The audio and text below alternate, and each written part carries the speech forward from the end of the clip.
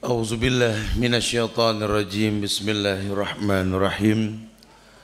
Assalamualaikum warahmatullahi wabarakatuh. Alhamdulillah. Alhamdulillahilladzi arsala rasulahu bil huda wa dinil haq liyuzhirahu 'ala ad-dini kulli wa kafa billahi shahida. Wa ashhadu an la ilaha illallah wahdahu la syarika lah wa ashhadu anna Muhammadan abduhu wa rasuluh. Ya ayyuhalladzina amanu taqullaha haqqa tuqatih wa la tamutunna illa wa antum muslimun.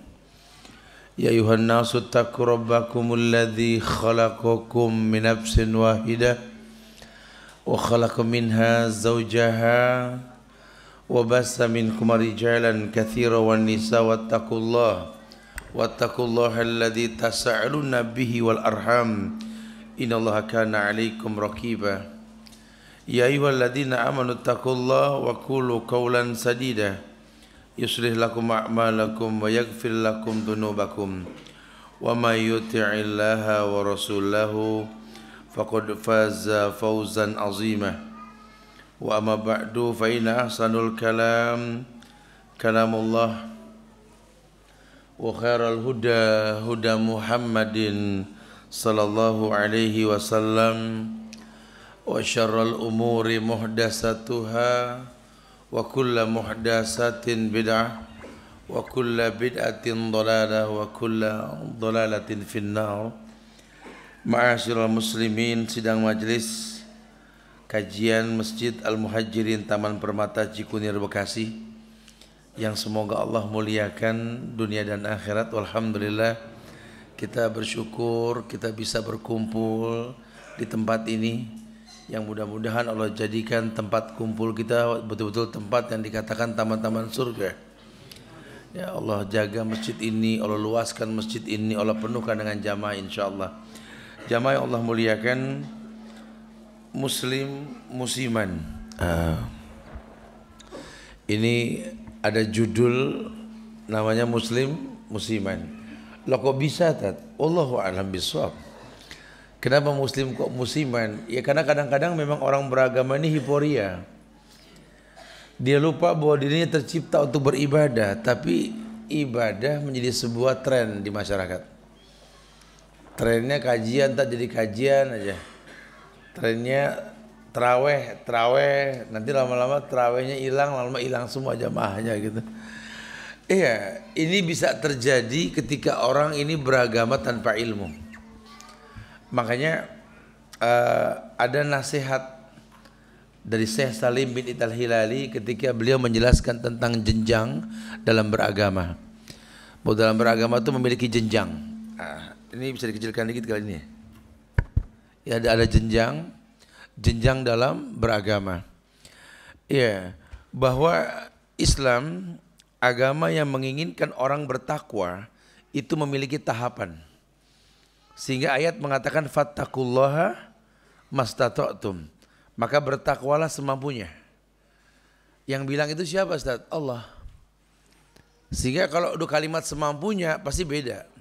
Tiap orang punya level yang berbeda. Nah, ada yang dikumpulkan dalam tulisan dari Syekh Salim bin Al-Hilali. Beliau, Syekh Salim tahu?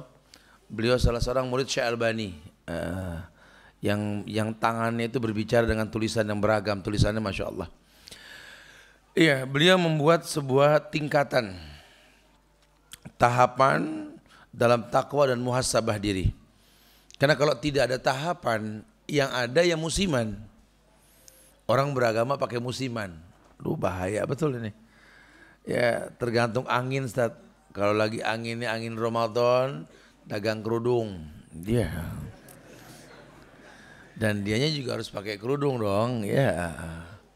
Nanti selesai Ramadan, selesai kerudung apalagi yang dijual. Dan dia berpenampilan seperti itu. Ini bahaya.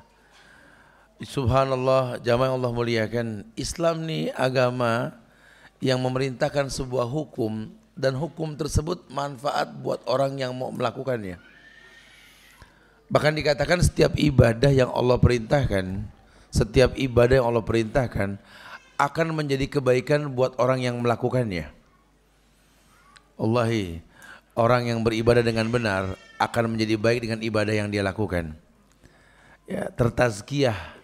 Makanya ketika ditanya apakah tazkiyatun nufus punya cara-cara khusus, Syekh Salim mengatakan tidak ada cara khusus. Pakai ujlah betapa mengasingkan diri, enggak usah. Rapikan ibadahmu, kau akan terkritisi, kau akan tertazkiyah. Karena syahadat yang kau baca memiliki efek positif, menjadikan kamu orang yang betul-betul diterima semua ibadahnya. Bahkan syahadat yang kau ucapkan dengan ilmu mengharamkan darahmu untuk ditumpahkan, mengharamkan hartamu untuk dijarah, mengharamkan nama baikmu digunjing dan digibah. Salat tanha anil fahsya wa munkar, zakat mentazkiyah dirimu, Ramadan ya ghufira lahu ma taqaddama min dzambi, haji dan umrah laisa lahul jazaa ilal jannah, tidak ada balasan kecuali surga. Itu tazkiyah namanya. Kalau dia tahu, dia akan baik dengan ibadah yang dia lakukan. Lah ini tidak. Dia beragama, dia Islam, tapi musiman. Kayak nanti ini Ramadan, terawih penuh. Kadang-kadang kita kalau ngimamin itu suka nyeletuk. Gerah amat ya, AC kurang ya. Penuhnya orang. Nanti kalau udah agak kesonoan dikit, dingin deh, AC-nya cakep, nggak ada orang. Ya, itu sudah kenyataan biasa dah musiman dah ya, gerbong penuh di awal-awal ya. Lama gerbong kosong ya, penuh gerbong pulang kampung. Iya, itu terjadi bukan tidak. Ya timbulnya kita nih futur, karena memang baik itu susah, tapi mempertahankan kebaikan jauh lebih susah gitulah bahasanya. Kita mau hijrah jadi orang baik berat loh, tapi mempertahankan kebaikan yang kita hijrahi ini lebih berat. Bukan main-main. Mau nikah susahnya ya Allah. Tinggal nazar sama ta'aruf gak beres-beres. Gagal lagi. Alhamdulillah nikah juga. Tapi nanti mempertahankan pernikahan jauh lebih sulit ketimbang memulainya. Ya, ini sudah bukti. Makanya orang yang berilmu tahu setelah tercapai apa yang dia inginkan, dia tidak mungkin melepaskan diri dari Allah. Karena kemudian hanya milik Allah. Dan dia tahu sekali, wa innallaha ta'ala la yunalu ma indahu illa bita'ah. Dia tahu dan dia yakin semua yang baik adanya di sisi Allah. Dan semua yang baik yang ada di sisi Allah tidak mungkin dia dapatkan kecuali dia mentaati Allah. Itu yang dia jaga. Karena kan manusia nggak ada yang tahu besok apa yang terjadi. Sekarang dia bisa sholat berdiri, wallahu alam, mungkin besok sholatnya duduk atau berbaring. Nggak ada yang pernah tahu. Makanya dia nggak pernah tinggalkan Allah dimanapun dia berada. Tahapan tersebut yang pertama, kita disuruh musyaratah. Musyaratah ini supaya kita nggak jadi muslim yang musiman nih. Ya mau orang tua mau anak muda sama harus tahu. Musyaratah ini tahapan awal. Apa Tad musyaratah artinya Tad? Musyaratah itu mengikat perjanjian. Mengikat perjanjian. Ya, ada komitmen bahwa kita ini manusia yang pasti berbuat salah. Maka yang paling penting kamu harus tahu taubatmu itu hanya untuk Allah. Maka buatlah sebuah perjanjian. Enggak ada yang merasa suci lah. Makanya harus dekat sama Allah. Kenapa? Karena Allah Al-Ghafur, Allah Ar-Rahim, Allah yang Maha Pengampun. Jadi kalau kita berbuat salah gampang istighfar. Ya, enggak, jangankan kita, Nabi saja berbuat salah cuma dimaksumkan sama Allah. Di surat Yusuf ayat 54 53 itu ya. Nabi Yusuf sendiri mengatakan wa ma ubarri'u nafsi inna nafsa la'amaratun bisu'. Wa ma ubarri'u nafsi inna nafsa la'amaratun bisu'. Iya, aku tidak pernah merasa suci kata Nabi Yusuf. Kenapa? Karena aku punya hawa nafsu. Inna nafsa la'amaratun bisu'. bahwa yang namanya nafsu ini selalu menggiring aku pada amarah yang buruk, amarah su. Ya, makanya hampir dia tergoda sama Zulaikha. Karena Allah apa? Allah bilang innahu min ibadina sholihin. Karena dia orang hambaku yang soleh, Allah tolong dia. Padahal nggak ada yang bisa, bohong, kondisi memungkinkan. Ya kalau buat Allah kun fayakun lah. Sama dengan kondisinya Ibrahim alaihissalam yang mau dibakar. Oh udah nggak mudeng, otak mana yang bisa nerima Ustaz? Api kok nggak ngebakar, bohong. Ya tapi kalau yang nyiptain api bilang ya nar kuni bardan wasalaman ala Ibrahim, mau bilang apa? Mungkin nggak? Mungkin. Masa iya sih ditelan ikan paus masuk ke dalam laut terus bisa hidup lagi? Kalau mungkin Allah bilang mungkin, semua mungkin, nggak ada yang nggak mungkin. Makanya dia buat sebuah perjanjian dulu. Kita paksa anak-anak muda kumpul di masjid, nggak bisa. Kalau dia nggak beriman dan dia nggak tahu fungsi masjid, nggak bisa. Ya, kita ajak orang untuk datang ke pengajian. Kalau dia nggak tahu manfaat pengajian, publikasi yang kurang dan lain sebagainya, ya nggak bisa. Manusia ini makhluk yang memang butuh melihat, kemudian ingin merasa, baru menyimpulkan. Jadi kayak kita ngedidik anak lah. Adibu auladakum inda sab'in. Ajar adab anakmu ketika 7 tahun, ajarin sholat. Pukul dia kalau 10 tahun dia enggak sholat. Padahal ulama mana yang bilang anak 10 tahun enggak sholat dosa? Dia belum balik, dia enggak berbuat dosa. Ya, cuma jaminan di Islam kalau dari 7 tahun dia sudah sholat. Kemudian dibiasakan sholat ke masjid selama 3 tahun, 10 tahun dipastikan enggak ninggalin sholat. Begitu artinya. Ya.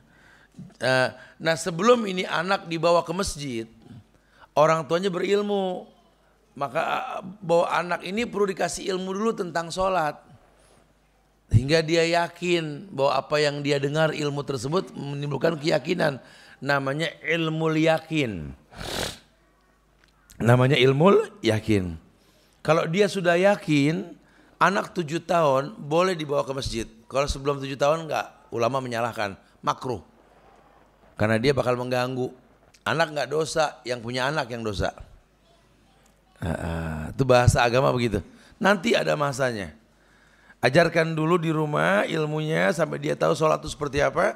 Bawa dia ke masjid. Syukur-syukur bawa ke Masjidil Haram. Lihat syekhnya langsung. Biar dia ngelihat tuh cara sholat. Nah ketika dia melihat, namanya ainul yakin. Jadi ilmu yakin kemudian ainul yakin. Ilmu yakin ini menimbulkan hasrat untuk melihat.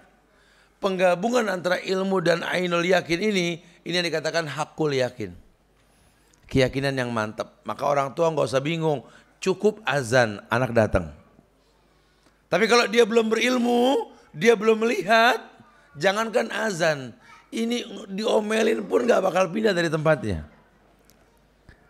Cara kita ngomong sama anak juga memang nggak menanamkan mindset yang baik. Kita orang yang cuma ngayal pengen punya anak, udah punya anak kita nggak bisa ngedidik. Terjadi. Ya kalau suruh anak tidur malam itu bukan janjinya janjinya sekolah. Tidurlah nak, jangan begadang, besok sekolah terlambat. Itu kita tuh. Kurang lebih ya, begitu ya. Padahal yang paling baik apa? Tidurlah nak. Kalau nanti kamu tidur kemalaman, subuhmu hilang nak. Salat subuh itu salat masyhud yang disaksikan. Inna salatal fajri kana masyhuda nak. Coba biasakan kalau nyuruh anak tidur biar bangun subuhnya gampang. Bukan biar sekolahnya enggak telat. Makanya karena cara kita ngomel tidur nak supaya enggak telat sekolah. Yang terjadi apa? Mayoritas anak sekarang itu kalau bangun pasti jam 6, setengah 7 atau jam 7 mepet. Ukurannya sekolah bukan sholat. Itu mindset tuh. Ya, karena kita nggak paham. Ini manfaat kita belajar, kita jadi tahu ya. Kayak hebohnya orang tua kalau anak nangis, disuruh diem malah makin kencang. Diem nak, tambah kencang. Makin panik. Akhirnya emosi betul. Ya Allah, padahal tanya dokter manapun setuju. Nangis itu senam jantung, tanya coba. Kita kalau pilek, migrain, pusing meriang, tahajud, nangis, keluar keringet, ingus, apa semua reak, enteng coba. Cuma kan berisik tat, nangis tat. Oh oke dah, kita pengen berhentiin. Bukan disuruh berhenti. Itu sudah fitrah tubuhnya memang harus begitu. Perhatiin deh, orang tua atau orang berilmu. Anak nangis pasti matanya ke ubin. Pasti matanya ke bawah. Nggak usah dicoba bu. Nggak usah dicoba ya.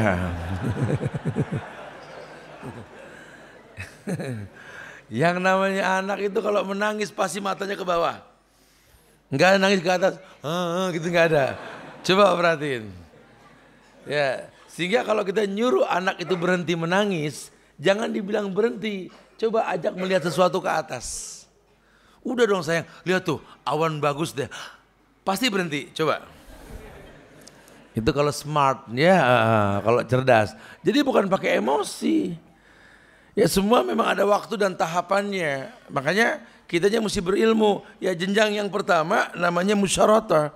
Coba deh ikat perjanjian dengan Allah dulu. Kita pengen beribadah ke siapa? Ya ke Allah. Udah kenal Allah belum? Pantesan kalau urusan sama Allah sembarangan, baju asal dapat, kondisi gak maksimal, ya iyalah. Harusnya dia berilmu tentang Allah, dia akan tahu nanti kalau Allah ciptakan dia ahsanut taqwim, maka dia pun akan melakukan ahsanul ibadah hanya untuk Allah. Ya, kadang-kadang anak atau kita lebih kenal teman kita, saudara kita, bos kita di kantor ketimbang Allah. Makanya kalau kita pakai baju ketemu sama bos, rapinya Masya Allah. Ketemu temen, innalillah, sampai bagus betul. Sampai orang tua bingung, mau kemana nak? Sampai cakep amat. Mau ketemu temen mak, orang hebat mak. Ya Allah, ama emak hebatan mana sih? Ama emak pakai kaos ketek bolong gitu ya. Temu orang seoles lah gitu emak. Karena kita nggak kenal. Coba kenali dulu. Kalau sudah kenal nanti lain. Jangan dibingungin. Saya bingung Ustaz, masjid kosong Ustaz.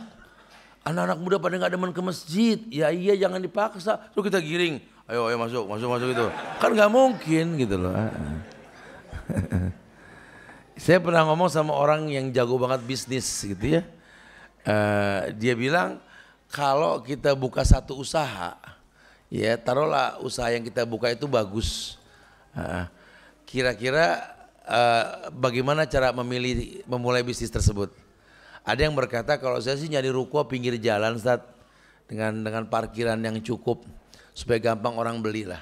Nah, tapi konsekuensinya mahal karena berebut orang dengan ruko segitu begitu ya.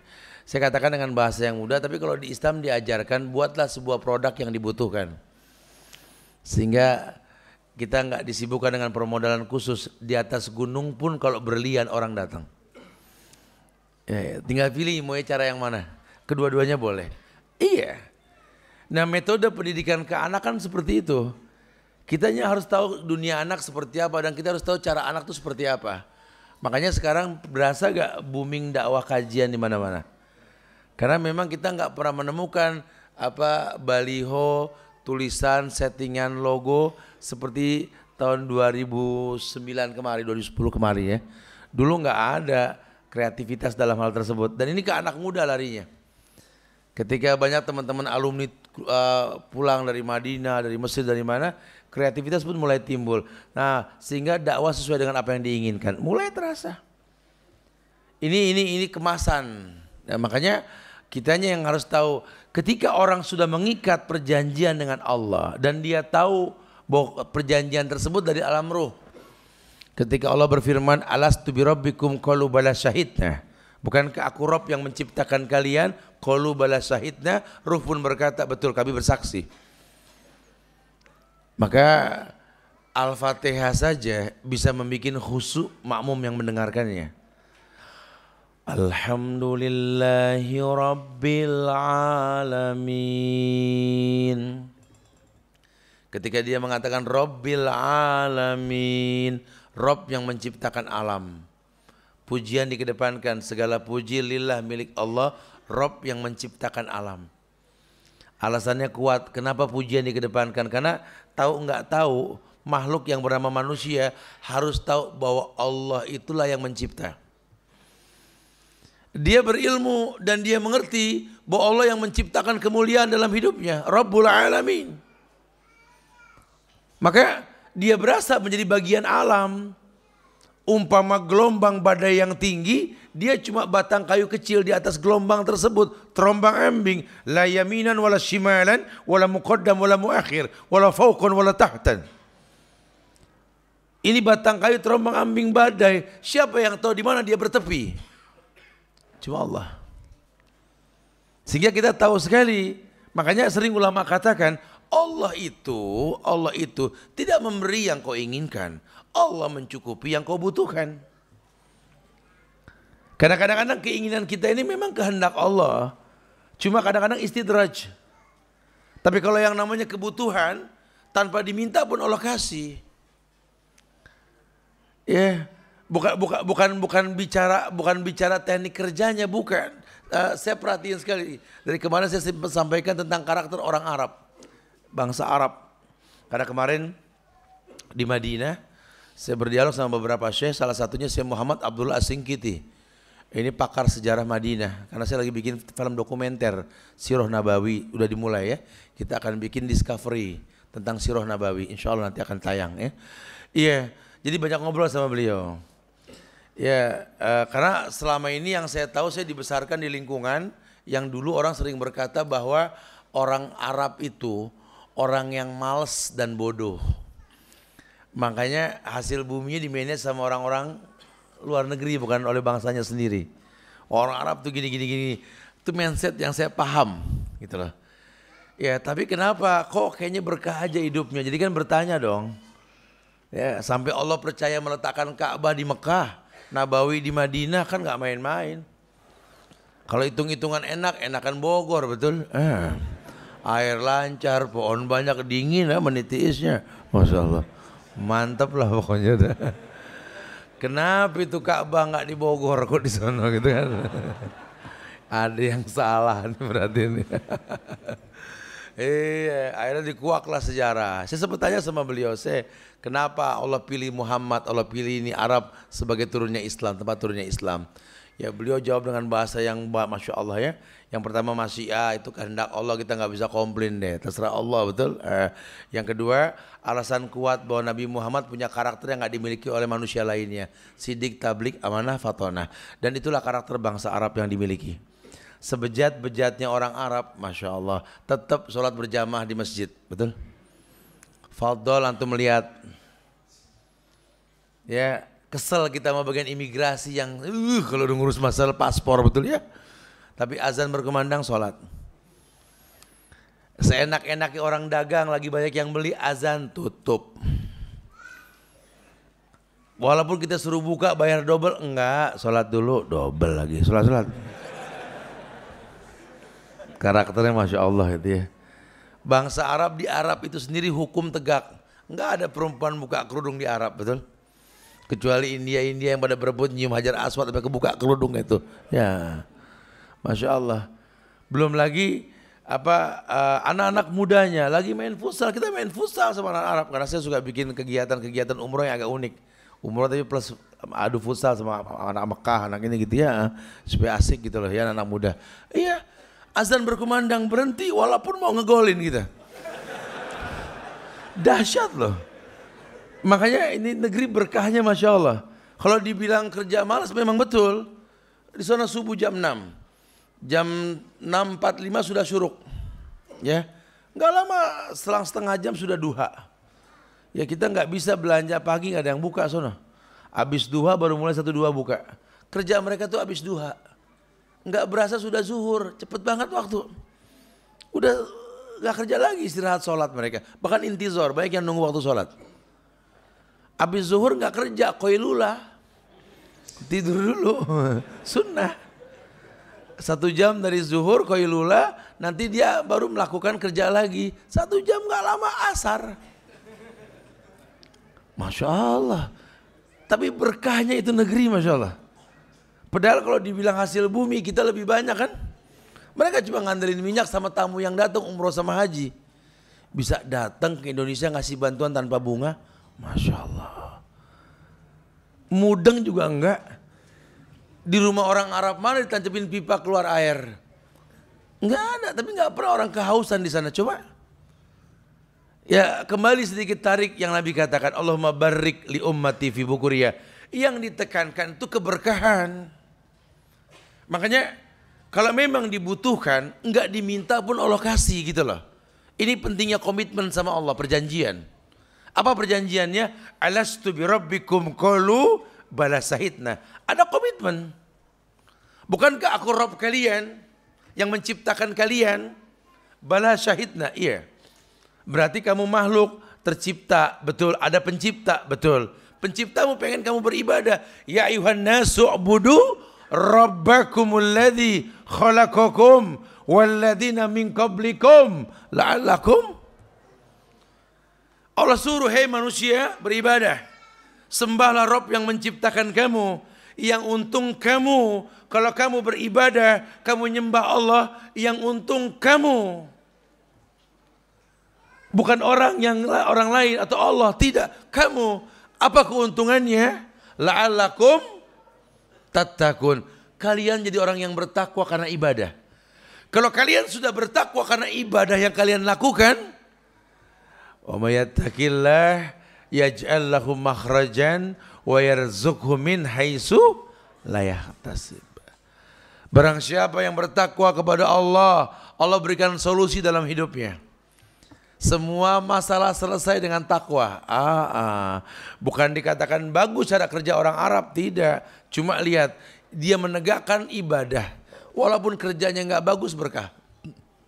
Apalagi kalau ditambah kerja yang bagus, gitu loh. Oh kalau kita sih minimal 8 jam, emang satu hari minimal Indonesia 8 jam. Masya Allah. Berangkat pagi bareng kang sayur, pulang malam bareng kampret, betul ya Masya Allah. Betul-betul banting tulang ini. Cuma kan sholatnya rusak. Apa ada orang ngejar bis sampai nggak sholat subuh?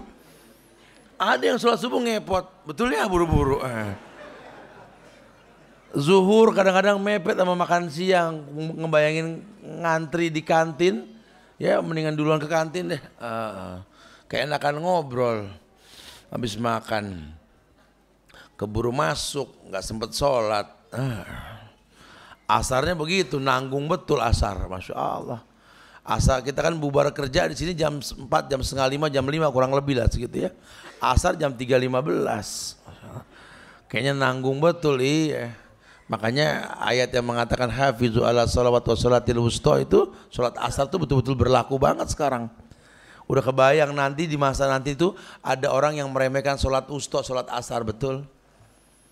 Keluar kita jam 4, jam 5, iya ngebayangin bakal ngantri nunggu bis. Buru-buru naik bis, kita gak sempat sholat asar. Macet, apalagi Bekasi nih Masya Allah ya. Kalimalang, aduh Masya Allah ya. Padahal Kiai Haji Nur Ali udah ganti bukan Kalimalang dulu ya Masya Allah. Cuman diganti lagi, mau bilang apa ya. Iya macet, kita tua di jalan.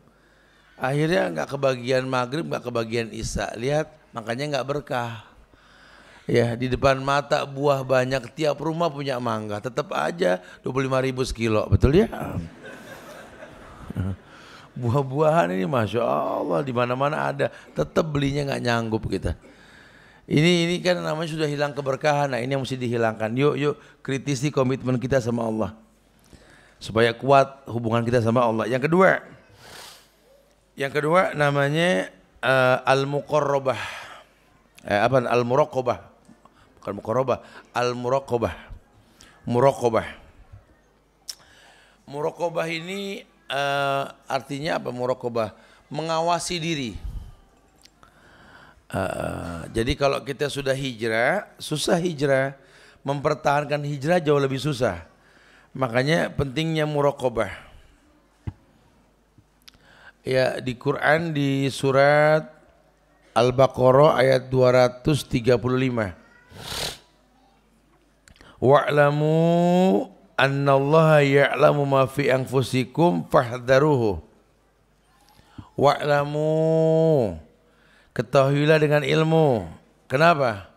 Annallaha ya'lamu ma fi anfusikum fahdharuhu.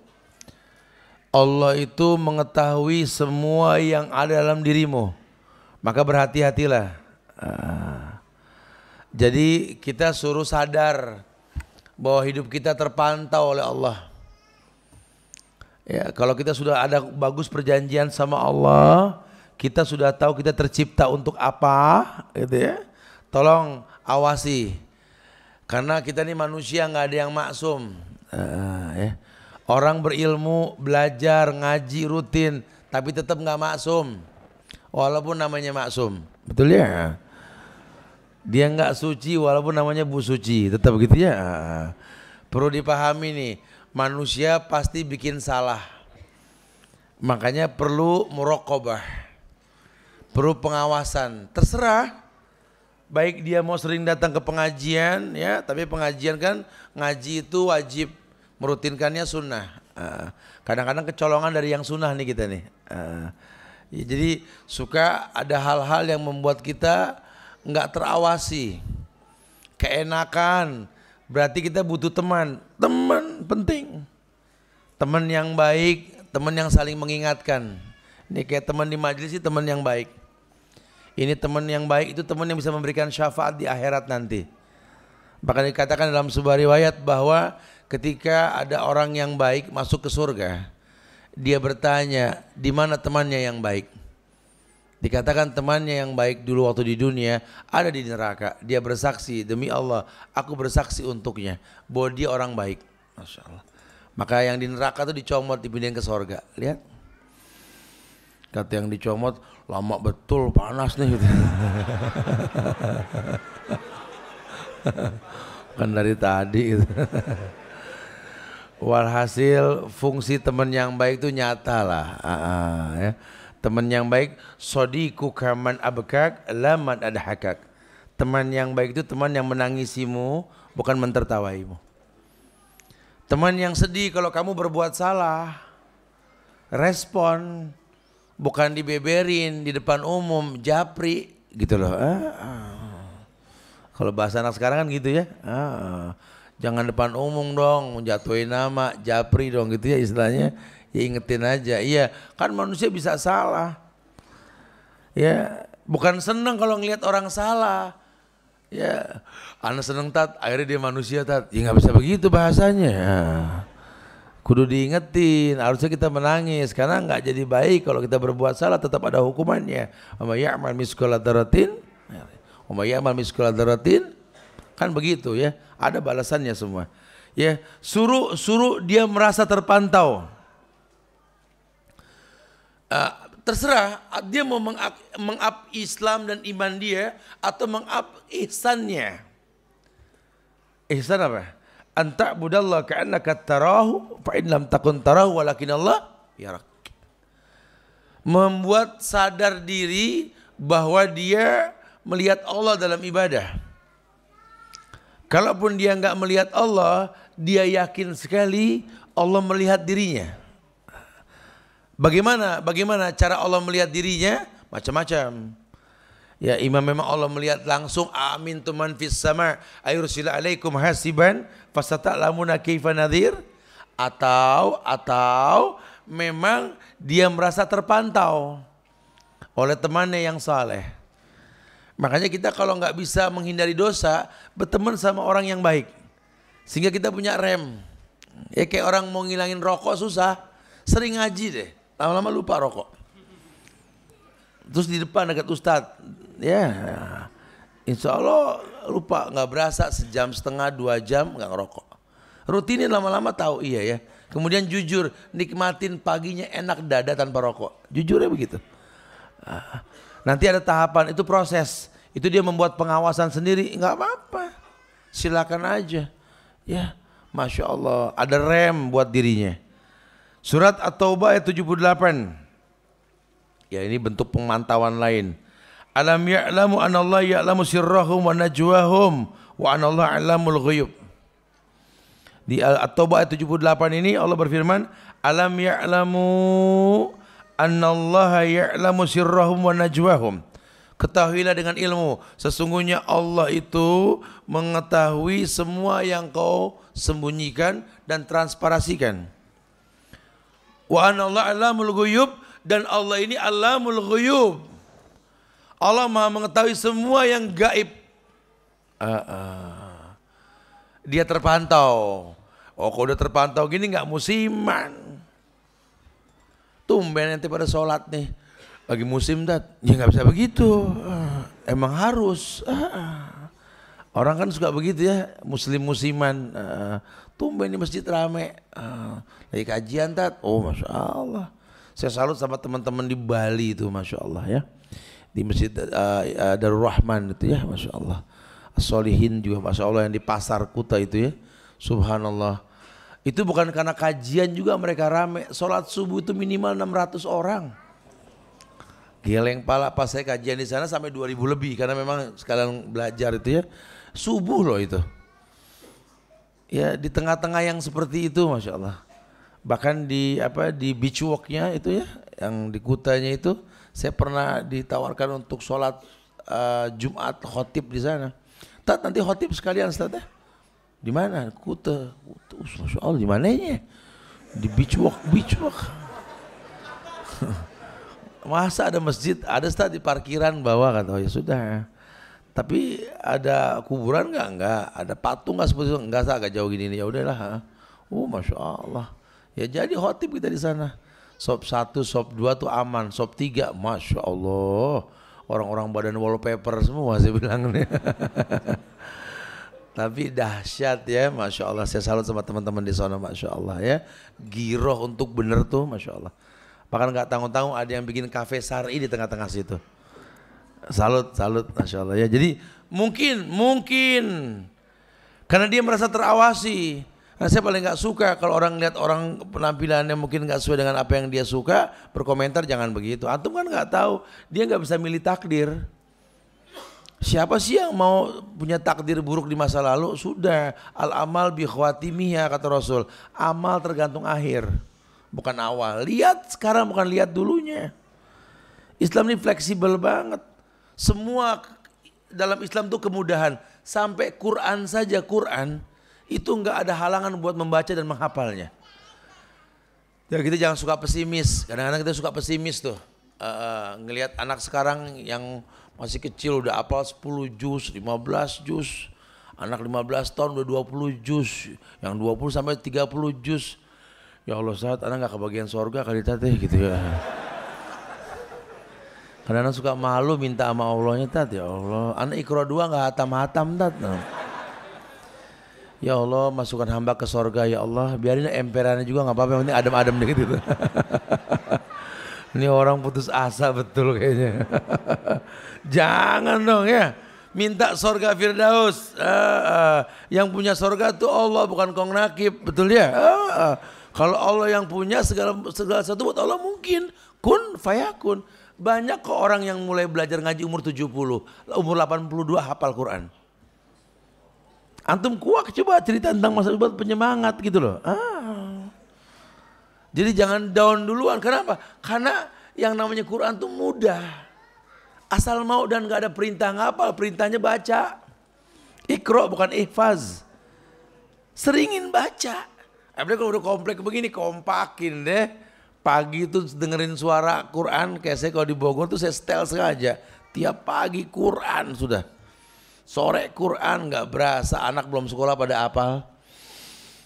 Kita juga bisa di sini kan. Kalau kita mau sebenarnya ya, kalau mau dirutinkan tuh nggak ada yang nggak mungkin. Udah mudah, Allah berikan kemudahan. Karena kalau nggak difasilitasi kebenaran, orang cenderung pada keburukan. Akhirnya semua sibuk sama handphone. Oh, udah handphone, masya Allah. Sampai ada ibu-ibu datang, ya Allah Ustaz, anak saya tuh 2 tahun bisa buka YouTube. Masya Allah. Dulu aneh heran. Sekarang udah enggak. Pas aneh kemarin ngajar di tempat tunanetra tuh ya, orang tunanetra, Masya Allah di daerah Warung Buncit, Mampang itu. Ada Raden Bahari itu, di situ ada acara. Masya Allah orang-orang tunanetra itu mereka betul-betul saya jadi melongo juga, Ustadz. Ya, emang agak susah ngajar tunanetra, agak susah. Karena saya nyaris nggak konsen. Ya, karena kalau gini kan connect. Kita adu mata, kita ngobrol ini connect nih, semangat, nggak ada yang ngantuk kalau begini. Kalau ngomong sama tunanetra itu kita agak susahnya apa? Ya karena ada yang ke sono, ada yang ke sini, saya bingung. Paham gak sini orang gitu, kadang saya bingung. Tapi memang itu, tapi alhamdulillah mereka paham. Selesai itu ada yang nanya, nyamperin saya, Ustadz bisa minta nomor telepon nggak? Oh iya silakan, nanti saya WA Ustadz ya. Cuman mengong. Saya bilang enggak, ya udah iya saya bilang ada. Chat nomor teman sekian. Dia miss call, saya miss call tadi ya. Oh, bener. Ini berarti iyalah kalau anak 2 tahun ya normal bisa, yang begini aja bisa kan gitu ya. Masya Allah. Itu sih nggak seberapa. Selesai kajian ada yang mau bisik lagi, Ustaz. Pada mau selfie, Tat. Masya Allah. Ini yang unik saya bilang ini. Ada saya bercanda dah sekalian deh. Terus kalau dicetak yang mau lihat siapa? Saya bilang gitu. Subhanallah. Ini demam selfie di mana-mana ini. Sampai orang buta selfie masa. Selfie di depan Bahari itu selfie akhirnya. Saya bilang saya minta kacamata hitam dah sekalian dah. Saya bilang itu. Masya Allah ya. Makanya kalau nggak dibiasakan yang baik, yang buruk yang masuk. Karena banyak kemudahan-kemudahan dalam bentuk alat elektronik dan lain sebagainya. Quran bisa dimudahkan. Yuk bikin pengawasan sama diri kita supaya terpantau. Karena kalau kita nggak terpantau, muskilah. Kita ini kan punya sifat lakanut ingkar. Ya. Innal insana li rabbihi lakanut. Yang namanya manusia tuh ingkar. Udah tahu salah dicoba, manusia tuh. Jangan loh situ lagi. Ya nggak apa-apa, jangan dah. Dicoba juga ya, udah terserah deh. Tuh kan ujung-ujungnya udah dibilang jangan dicoba. Iya. Ya makanya butuh pengawasan. Nah ini yang kedua namanya muraqabah. Coba deh. Levelnya sampai ihsan tuh. Ya. Jadi tahapannya begitu. Kemudian dalam muraqabah ini ya ada proses yang Allah tuliskan dalam Quran di surat Yunus ayat 58. Yunus ayat 58. Kul bifadlillahi wa birahmatihi fabidzalika falyafrahu huwa khairun mimma tajma'un. Katakan ya Muhammad, dengan karunia Allah dan rahmatnya, hendaklah dengan itu mereka bergembira. Karunia Allah dan rahmatnya ini adalah lebih baik dari apa yang mereka kumpulkan. Ayat ini menyuruh kita untuk bermuhasabah atas nikmat yang Allah beri. Ya, sehingga kita terawasi. Wa bi ni'mati rabbika fahaddis. Nikmat Allah sebut.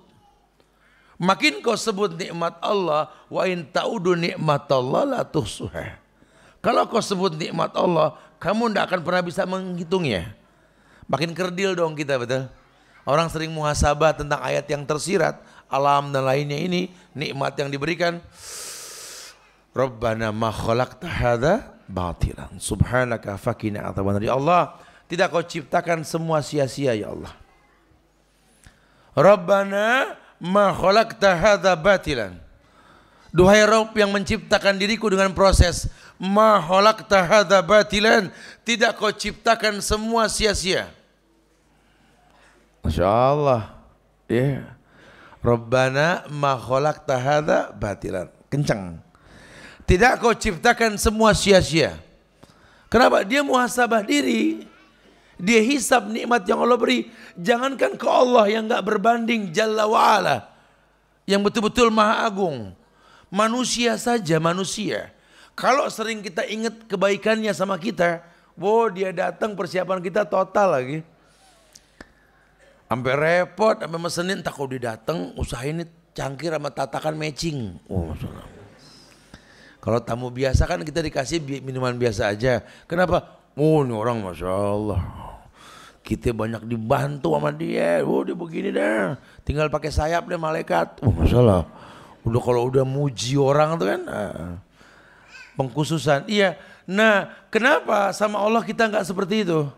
Karena kita lebih kenal sama dia ketimbang Allah. Itu yang jadi masalah. Suruh muraqabah. Coba deh.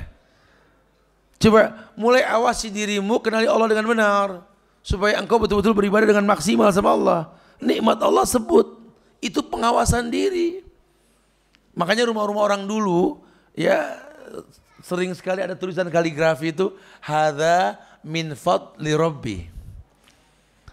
Ini semua cuma titipan keutamaan Allah. Enggak merasa memiliki. Mereka orang-orang yang betul-betul low profile lah. Mereka orang yang tawaduk. Mereka orang yang enggak berlebihan. Karena yang mereka tahu cuma titipan. Ya makanya enggak mereka orang yang istilahnya ya. Enggak jadi sombongnya dengan apa yang dia punya. Malah kebalikan orang sekarang malah seperti itu. Ya, saya disuruh komentar membuat sebuah video pendek di Garden by the Bay di Singapura itu. Di belakang itu backgroundnya ada kereta Cina apa namanya? Becak Cina itu ya. Untuk berkomentar apa sih nggak tahu nama becak itu ya. Ya saya sampaikan dengan bahasa yang mudah, saya katakan bahwa dulu kakekmu ini pakai becak begini, yang kudanya dia. Bisa bangun negeri sampai seperti ini. Ini negeri kalau nggak betul-betul bertobat masyarakatnya akan kembali seperti dulu. Karena berapa banyak negeri yang tadinya bukan apa-apa jadi apa-apa sekarang. Kenapa? Karena semangat dan kepandaian.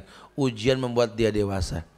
Tapi berapa banyak negeri yang baldatun toibah ujung-ujungnya nggak robun gofur, malah Allah murka. Itu yang terjadi. Ya mobil mewah nggak bisa beli kereta, nggak bisa beli beca. Tapi beca yang begini bisa beli mobil mewah. Itu kenyataan. Ya, kita nggak mengawasi diri, kehancuran kita lakukan. Wa iyyadubillah wa na'udzubillah. Naam. Kemudian yang ketiga, setelah kita musyaratah, muraqabah, kita harus mujahadah. Supaya nggak jadi muslim yang musiman, yuk mujahadah. Mujahadah itu lebih diterjemahkan jahidu, bersungguh-sungguh. Nah, jadi tanpa musyaratah, tanpa muraqabah, kita sungguh-sungguh nggak bisa.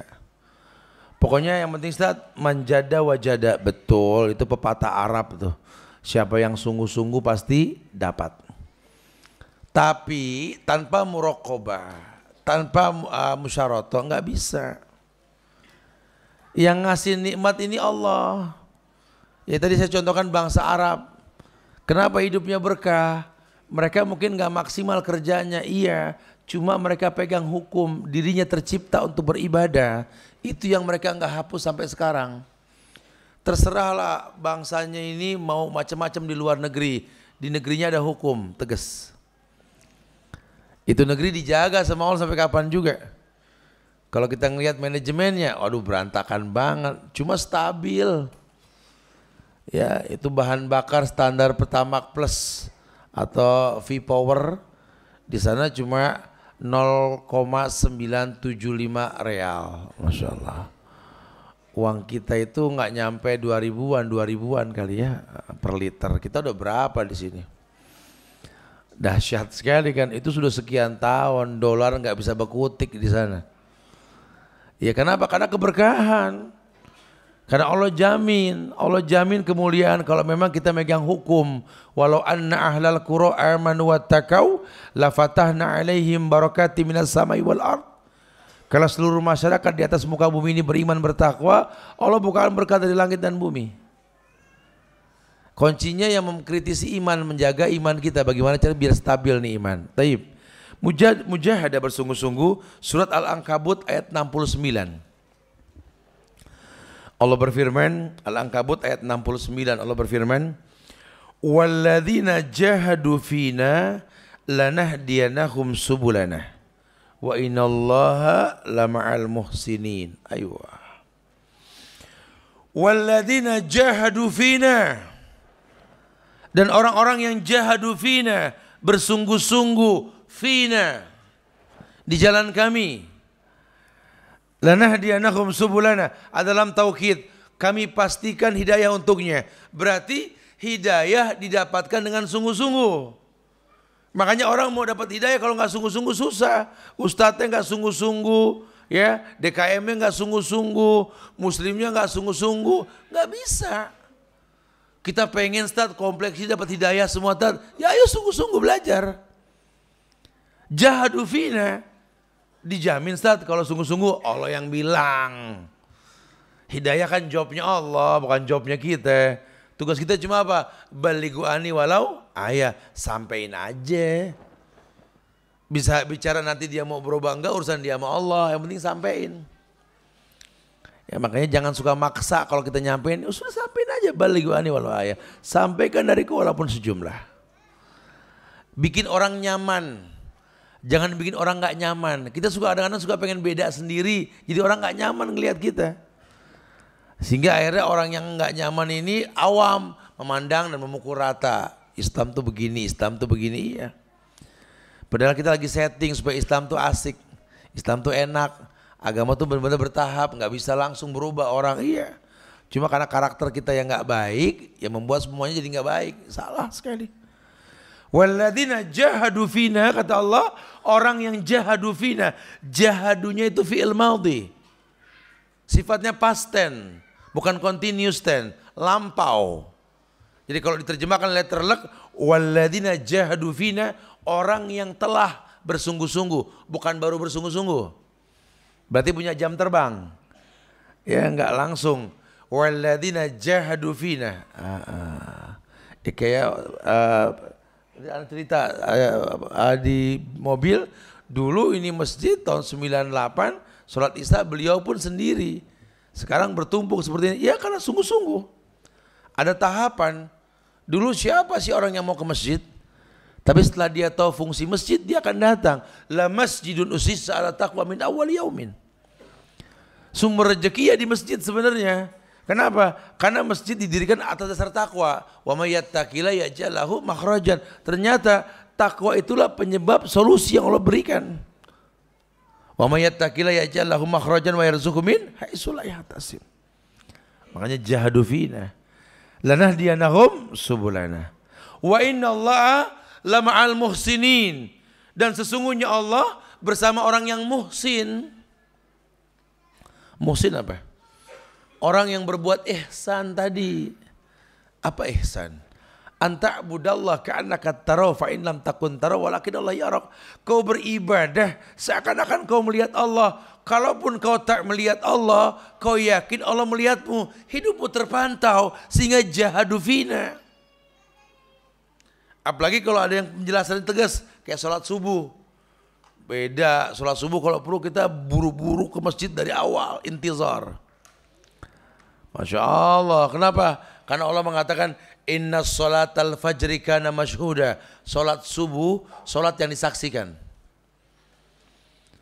Oh berarti kalau disaksikan bukan berarti semua nggak disaksikan. Cuma Allah yang bilang inna sholatal fajri kana masyhuda. Sholat subuh sholat yang disaksikan.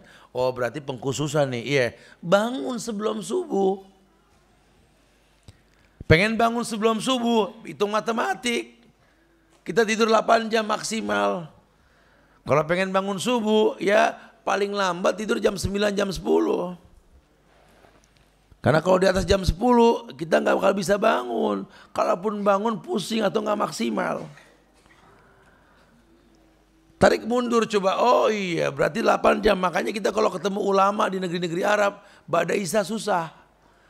Mereka nggak nahan mata mereka, pokoknya ngantuk tidur. Terserah bangun jam 10, jam 11 yang penting tidur. Buat tahajud. Nggak ada la samrah, karena nggak ada begadang malam. Illa lil musafir wal musallin. Kecuali orang yang safar, orang yang sholat, atau hubungan suami istri. Masya Allah. Tidak ada sudah. Tapi tetap juga diatur nanti. Bahwa sunnah dalam Islam itu kalau tidur apa? Bersuci. Ya. Menandakan tidur dalam keadaan suci, tapi nggak dipermasalahkan.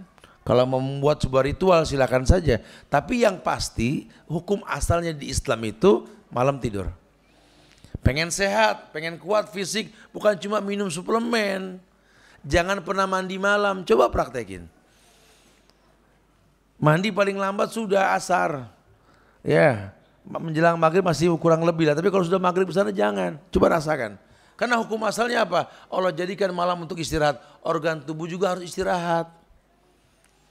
Kalau mau mandi dari pagi mulai jam 1 malam terus sampai asar, mau 20 kali boleh nggak apa-apa. Bersisik dong Tat. Iya nggak apa-apa, sehat. Apalagi subuh mandi, bersih-bersih. Ya, sholat itu betul-betul wangi, sunnah wangi, sholat, masya Allah ya, pakai baju yang terbaik, ukurannya kerja tuh sholat, yang pantas buat sholat, pantas buat bersosialisasi. Masya Allah, orang kalau udah paginya begini berkah, karena doa Nabi Allahumma barik li ummati fi bukuriha. Habis sholat subuh rasakan kenikmatan hawa pagi. Asbahna wa asbahal muluk lillah. Allahumma bika asbahna wa bika amsayna wa bika nahya wa bika namut wa ilaikan nusur. Nikmat. Istighfar, Allahumma anta rabbi la ilaha illa anta khalaqtani. Seterusnya, masya Allah. Nikmat, pagi itu nikmat. Udah orang yang begini seharian akan nyaman hidupnya. Tapi kalau dia nggak begitu, ya kondisi itulah yang membuat dia nggak nyaman dalam satu hari. Akhirnya agamanya musiman, malam ngaji ibadah, pagi siang ruwet. Banyak kasus kayak gitu. Apalagi yang meleki atu-atu. Jam berapa sih? Ini yang subuh bareng Kang Roti biasa 7:30 yang begini nih. Bangunnya kaget, migran, ya Allah, ya Allah, ya Allah. Ya Allah udah pagi cepet amat deh gitu ya. Gerakannya atu-atu. Gak berasa udah johor. Ya Allah udah johor ya Allah. Ngeluh belum bergerak udah asar. Ya Allah udah asar lagi ya Allah. Udah malam lagi. Rebah. Kita takbir 4 kali ini mayit bukan orang ini. Fakabir arba'an. Ya ayo dong mujahadah. Apalagi anak muda mujahadah, ayo berlomba-lomba. Ini bangsa ini, negeri ini menyiapkan lahan yang subur. Ayo bangkit anak bangsa. Ya, lebih baik Anda menjadi kecil kepala teri ketimbang gede ekor kakap. Ayo berkarya, mulai mencipta bukan mencari. Ayo udah saatnya, ini negeri. Masya Allah. Iya Ustaz, cuman bingung kerja apa Ustaz? Astagfirullah, kerja apa? Burung terbang pagi cuma modal kepek-kepek sama cici cuit pulang kenyang. Masa ente gak bisa kelewatan? Indonesia nih bro, Masya Allah. Kasih makan burung dara ya, sekepel jagung. Sisa 1 jagung lempar ke tanah. 100 hari balik, Allah balikin ratusan biji, betul? Subur ini. Beli mujair nila sepasang, taruh di kolam, gak usah air jalan. Sebulan balik ribuan tuh ikan. Indonesia kerja apa? Masya Allah. Mayit nih orang betul-betul ya. Mayit aja punya 2 kali 1, ente ngontrak seumur hidup. Oh, Masya Allah. Ayo mujahadah semangat gitu. Harus. Jadi ada support gitu loh. Maaf, memang begini bahasanya gitu ya. Supaya semangat.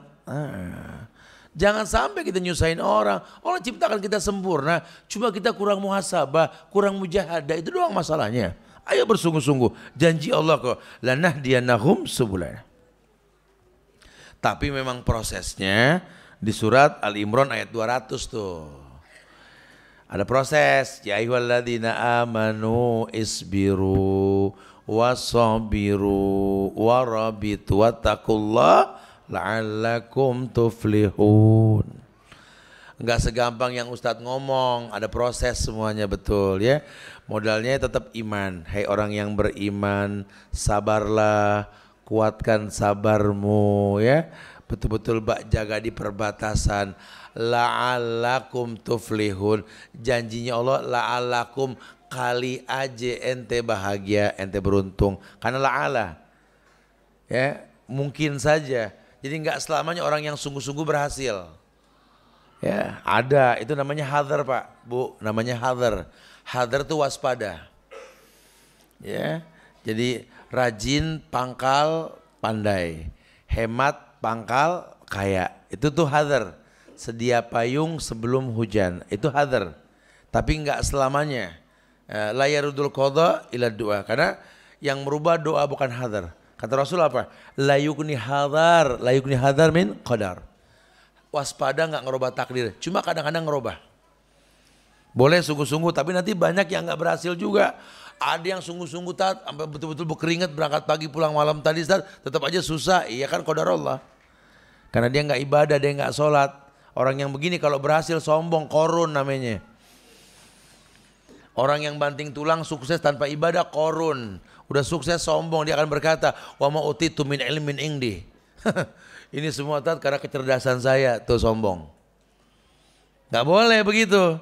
Karena banyak orang yang gak sungguh-sungguh pun kaya, berhasil. Hidup bukan masalah kaya atau miskin, bukan. Tapi Islam giring kita untuk jadi orang yang miskin bersabar, kaya bersyukur. Itu yang dimaksud.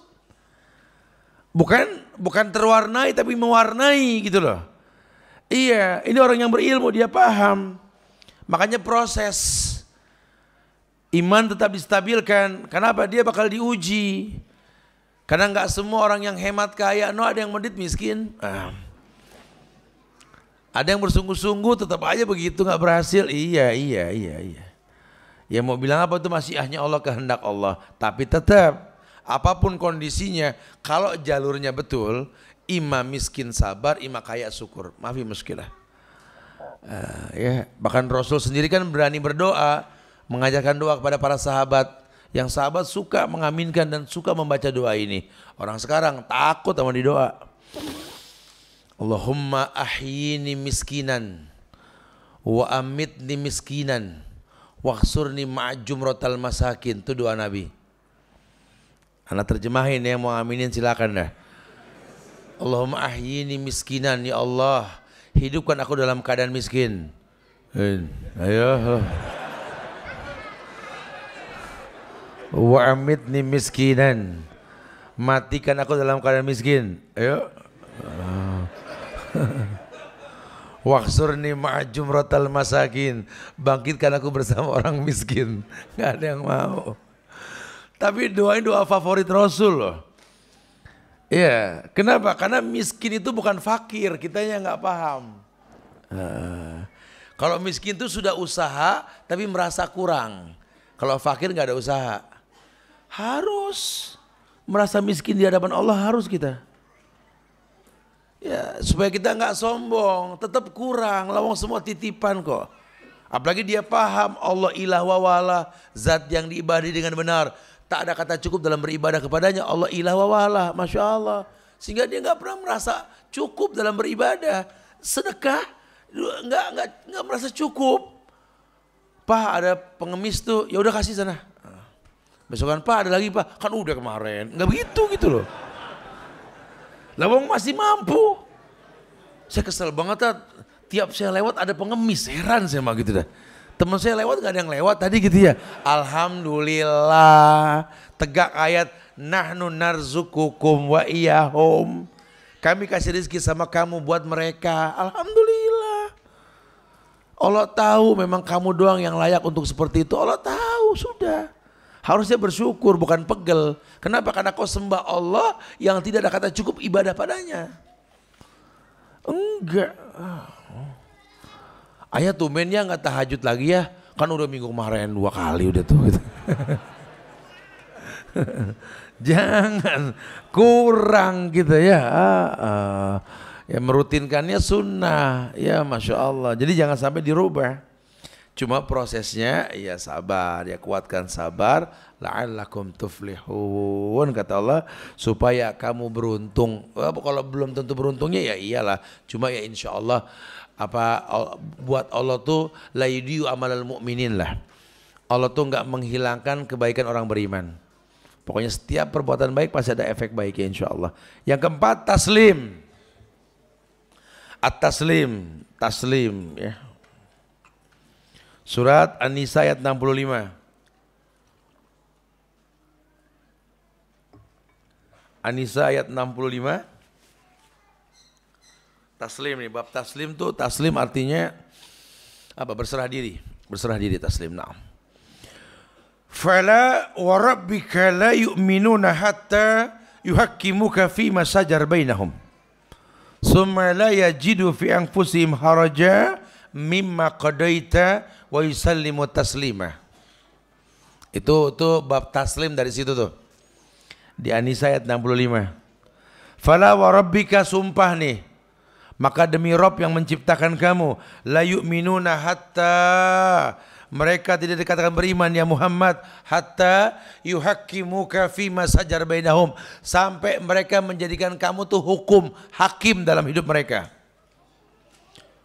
Summa la yajidu fi anfusihim harajan mimma qadaita, dan kemudian setelah mereka menjadikan kamu hukum, hakim dalam hidupnya, la yajidu fi anfusihim harajan, tidak ditemukan dalam hati, dalam diri mereka haraj, keraguan-raguan. Mimma qadaita wa yusallimu taslima, dari semua yang telah kau tentukan hukumnya, mereka patuh berserah diri. Ini penting banget. Cuma taslim ini tumbuh dengan 3 tahapan tadi, musyaratah, kemudian muraqabah, kemudian mujahadah. Ya, mujahadah, jahadu fina, baru bisa taslim, tunduk patuh. Ya, makanya banyak orang di usia tua bagus agamanya, kenapa? Karena mencari dari muda. Udah tua betul-betul beda kondisinya, karena proses. Ya, orang makin tua tuh makin berisi. Ya udah cukup lah. Gimana sih ya? Kalau boleh sedikit menyimpulkan dari alam gitu ya, untuk mendapatkan santan yang berkualitas itu kita nggak bisa main petik kelapa begitu aja, tapi kelapa yang berbobot, kelapa yang jatuh dari pohon langsung, itu santannya buat kue bika Ambon dikejar orang tuh betul-betul ya, namanya kelapa jatuh tuh. Cari tukang kue paham ini ya, mahal, yang kelapa jatuh mahal sekali tuh. Ya udah kena badai, hujan, anginnya, jadi kelapa harus jatuh dulu, dibanting dari atas, kecebuk, Masya Allah. Harus dibacok dulu, dibelah dulu, ditancap kulitnya, dibuka, batoknya pakai keterikan apa, kapak naga geni 21 2 itu ya apa, Wiro Sableng gitu ya. Tak tak tak tak tak tak. Udah gitu dagingnya itu diparut, betul? Diperes, Masya Allah, baru dimasak, digodok, sampai keluar minyak kelapa yang bersih, Masya Allah. Hidup tuh begitu ya, harus jatuh dulu ya, disakiti dulu terus. Tapi kalau memang matang itu matang pohon, dicari orang. Hidup ya seperti itu. Tapi nggak ada kezoliman dalam takdir. Wa ma lizzolimin min ansor, selama kita nggak berbuat syirik. Allah tidak mungkin berbuat zolim, makanya konsisten dalam dakwah. Kayak saya suka bilang sama teman-teman, ini kan yang lagi terangkatnya dakwah sunnah ini kan, ketika banyak yang sudah belajar kitab Tauhid Syekh Muhammad bin Abdul Wahab. Itu kitab jenius itu. Orang 2 kali kajian bisa menjadi hakim buat Pak Kiai, Masya Allah ya. Karena memang jenius. Tapi kalau kita keluar dari metode beliau dalam dakwah, fitnah. Apa metode dakwah beliau? Ayat, hadis, pendapat sahabat, kesimpulan. Biasakan kajian seperti itu. Jangan dilepas, karena khawatirnya fitnah. Fala wa rabbika la yu'minuna hatta yuhakkimuka fima sajar bainahum. Ada sumpah. Muhammad, taslim, ukurannya begini Muhammad, aku bersumpah demi Rob yang menciptakan kamu, la yu'minuna hatta yuhakkimuka fima sajar bainahum. Mereka tidak dikatakan sempurna iman mereka, beriman mereka, yu'minun, continuous tense, sedang beriman, bagus agamanya. Kayak kita ngelihat nih, orang ini banyak ngaji sekarang, agama mulai merata kemana-mana, la yu'minun. Belum, takutnya musiman. Ya, kita kalau pengen lihat apa? Hatta yuhakkimuka fima sajar bainahum. Sampai mereka bersunnah, berhukum dengan hukummu ya Muhammad. Mulai berani orang berpenampilan syar'i sekarang. Lihat. Bukan ikut-ikutan. Karena kalau ikut-ikutan berat nantinya. Ya, agama cuma taklid. Akhirnya bisa kita lihat karena Islam yang sejati itu bersih, rapi, bening. Ya, Islam itu fashionable, betul-betul ngikutin tren, tapi nggak merusak syariat. Rasul yang bilang kok ke sahabat, bagaimana menurut kalian kalau ada orang yang tinggal di pinggir sungai yang bersih, di mana dia mandi 5 kali sehari, apakah dia bersih? Iya. Begitulah orang Islam yang 5 kali berwudu dan mandi. Masya Allah. Harusnya begitu. Islam tuh nggak menakutkan. Iya. Bersih, sikat gigi aja minimal 10 kali satu hari. Nabi yang mengatakan kalau nak memberatkan umatku, kuperintahkan siwak sebelum wudu dan sholat. Wudu berapa kali? Sholat berapa kali? Minimal 10 kali. Orang Islam bening, nggak bau. Ini kadang-kadang waladhdallin, amin, kita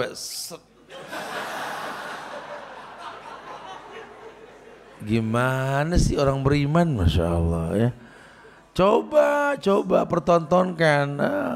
Kalau orang Islam pakai ini hukum sikat gigi minimal 10 kali, dokter gigi nggak punya pasien urusannya.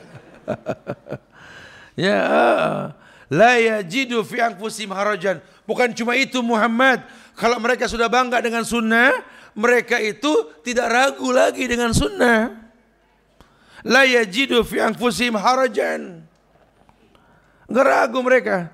Mimma qadaita wa yusallimu taslima. Dengan semua yang kau putuskan, iya.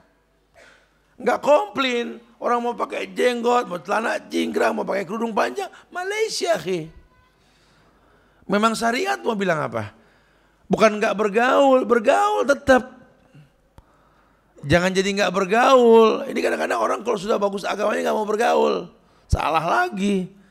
Efek dari ibadah itu surga. Dengan karakternya apa? Qoribin hayyin sahlin. Harusnya orang kalau udah ngaji, udah beragama, jadi gampang akrab sama orang. Qoribin hayyin, lembut, jadi baiknya orang. Mama, papa berubah mah ya setelah ngaji. Iya, Masya Allah, papa tuh subhanallah jadi baik. Ini enggak, mama dengan papa yang dulu waktu belum ngaji gitu ya. Dulu waktu belum ngaji baik banget mah, Masya Allah. Pas sekarang udah cemong jidatnya, ya Allah mama itu galak banget. Ini ngajinya ada yang salah satu huruf kayaknya. Jadi beda arti nantinya ya. Wa yusallimu taslima ya. Betul-betul dia taslim, dia tunduk dan patuh.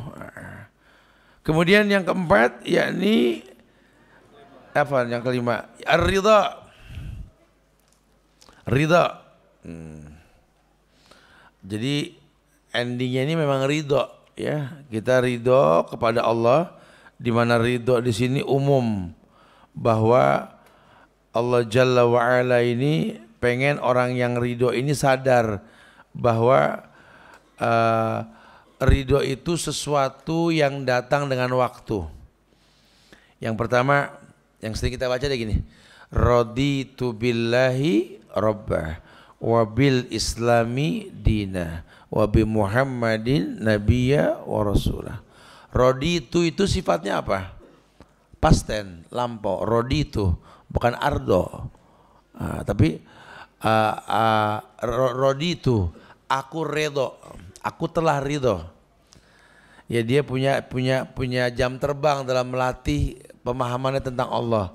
Sehingga kalau dia berkata raditu billahi rabbah wa bil islami dina wa bi Muhammadin nabiyya wa rasulah, itu bukan cuma sekedar apal.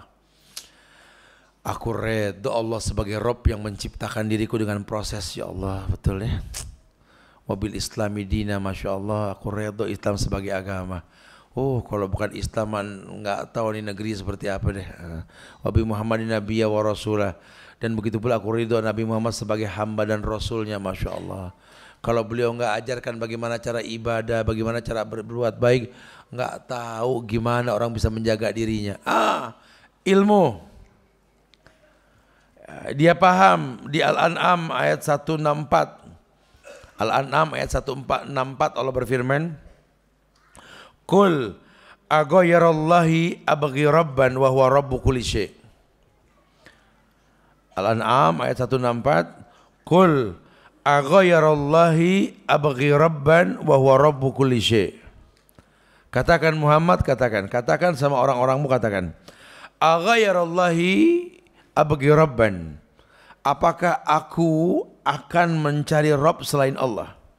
Wa huwa rabbu kulli syai'. Sementara Allah itu Rabb semuanya, Rabb segalanya.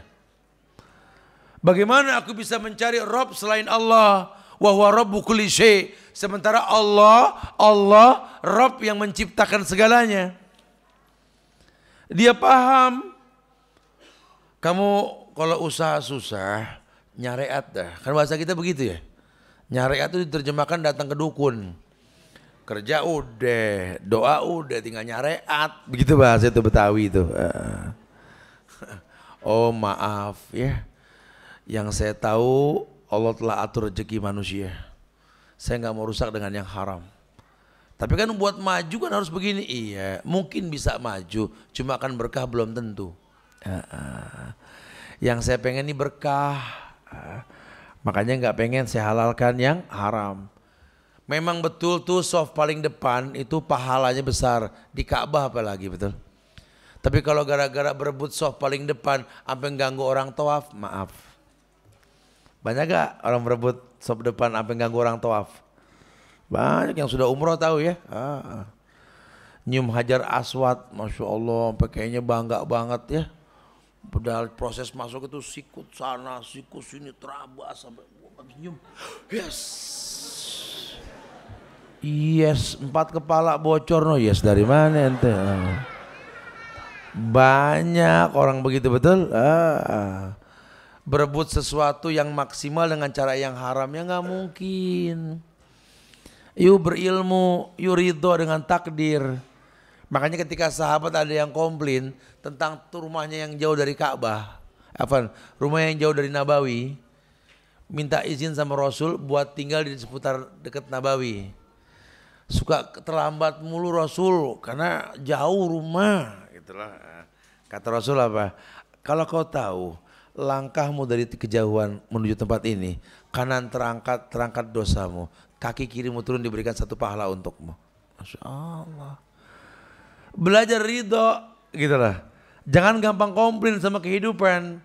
Mudahnya hidup ini karena husnuzonnya kita, sulitnya hidup pun karena suuzon kita. Wa dzalikum zannukumul ladzi zanantum bi rabbikum ardakum fa asbahtum minal khasirin. Kau rasakan keburukan dalam hidupmu karena buruk sangkamu sama Allah. Mengeluh tentang nasib dan silsilah keturunan. Ya kalau saya sih emang turunan orang susah gitu ya. Lagi keluarga saya memang pada bodoh-bodoh Ustaz, makanya saya sih udah paham diri dah, saya emang gak bakal pinter. Tuh, jangan. Ya keluarga saya semua orang kafir Ustaz. Makanya saya mah tahu dah, saya udah Islam udah bagus banget Ustaz. Ya Allah, jangan begitu. Nabi juga ada yang ayahnya tukang bikin patung, betul ya? Jangan. Sejarah itu dimulai dari dirimu sendiri. Begitu bahasa ulama. Sejarahmu dimulai dari dirimu sendiri. Innal fata ma yaqulu ha'anada wa laysal fata ma yaqulu kana abi. Orang muda yang betul-betul bagus akan berkata, inilah saya, bukan inilah bapak saya. Inilah saya. Harus mulai ya, ridha dengan semua yang Allah telah berikan. Takdirnya sudah baik karena dia tahu sekali la yukallifullahu nafsan illa wus'aha. Udah ridha dia. Ada beberapa hal sih ya, itu dia Tat, yang ridho tuh susah banget Tat. Kayaknya kita kayak nggak ada cukupnya aja Tat. Kita dulu ngayal pengen punya motor, udah punya, ikut klub, giliran lagi ngebetot gas, kalah kita karena kalah CC. Pengen banget naikin CC lagi Tat, gitu ya. Nggak ada habisnya tuh, terus nggak ada habisnya. Ya, solusinya apa sih Tat? Coba qanaah, cari track aja, insya Allah aman. Ya sekarang kalau CC gede juga muter di Jakarta sama juga bohong, betul ya. Ya jadi kadang-kadang orang nggak ada puasnya. Dulu waktu zaman rumah masih ngontrak, ngayal pengen punya rumah. Punya rumah ngeluh. Alhamdulillah udah punya rumah nih sekarang. Iya tat, tapi ngontrak. Ya nggak apa-apa deh daripada di bawah jembatan sono kan. Udah bisa ngontrak, udah cakep betul. Insya Allah syukurin nanti punya rumah sendiri. Bener punya rumah sendiri. Tuh kan alhamdulillah kan udah punya rumah sendiri. Iya tat, cuman kecil kredit lagi tat gitu ya.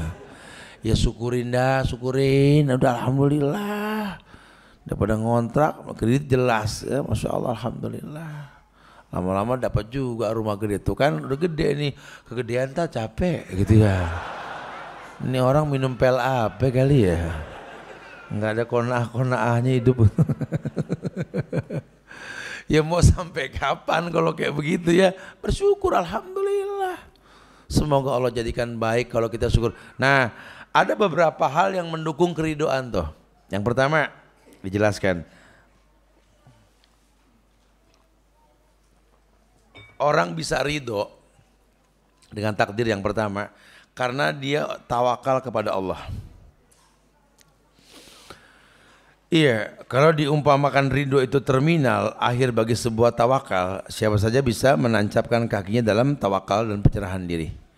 Artinya begini, orang yang bertawakal sama Allah, orang yang memang punya kelas dalam hidupnya. Wa may yattaqillah yaj'al lahu makhrajan wa yarzuqhu min haitsu wa may yatawakkal 'ala Allah. Tawakal itu ada tahapan, takwa dulu, merasakan kenikmatan yang Allah beri dengan tawakal, dengan takwa. Kalau udah bertakwa kan diberikan solusi. Nah, karena sering bertakwa dan solusi tadi, tawakal. Terbentuk masyarakat yang tawakal. Yakin Allah kasih jamin kebaikan. Kayak di Jazirah Arab, mereka betul-betul tawakal tingkat tinggi banget mereka itu. Tenang-tenang aja itu negara, karena mereka yakin Allah jaga mereka. Kuncinya satu apa? Takwa, ibadah.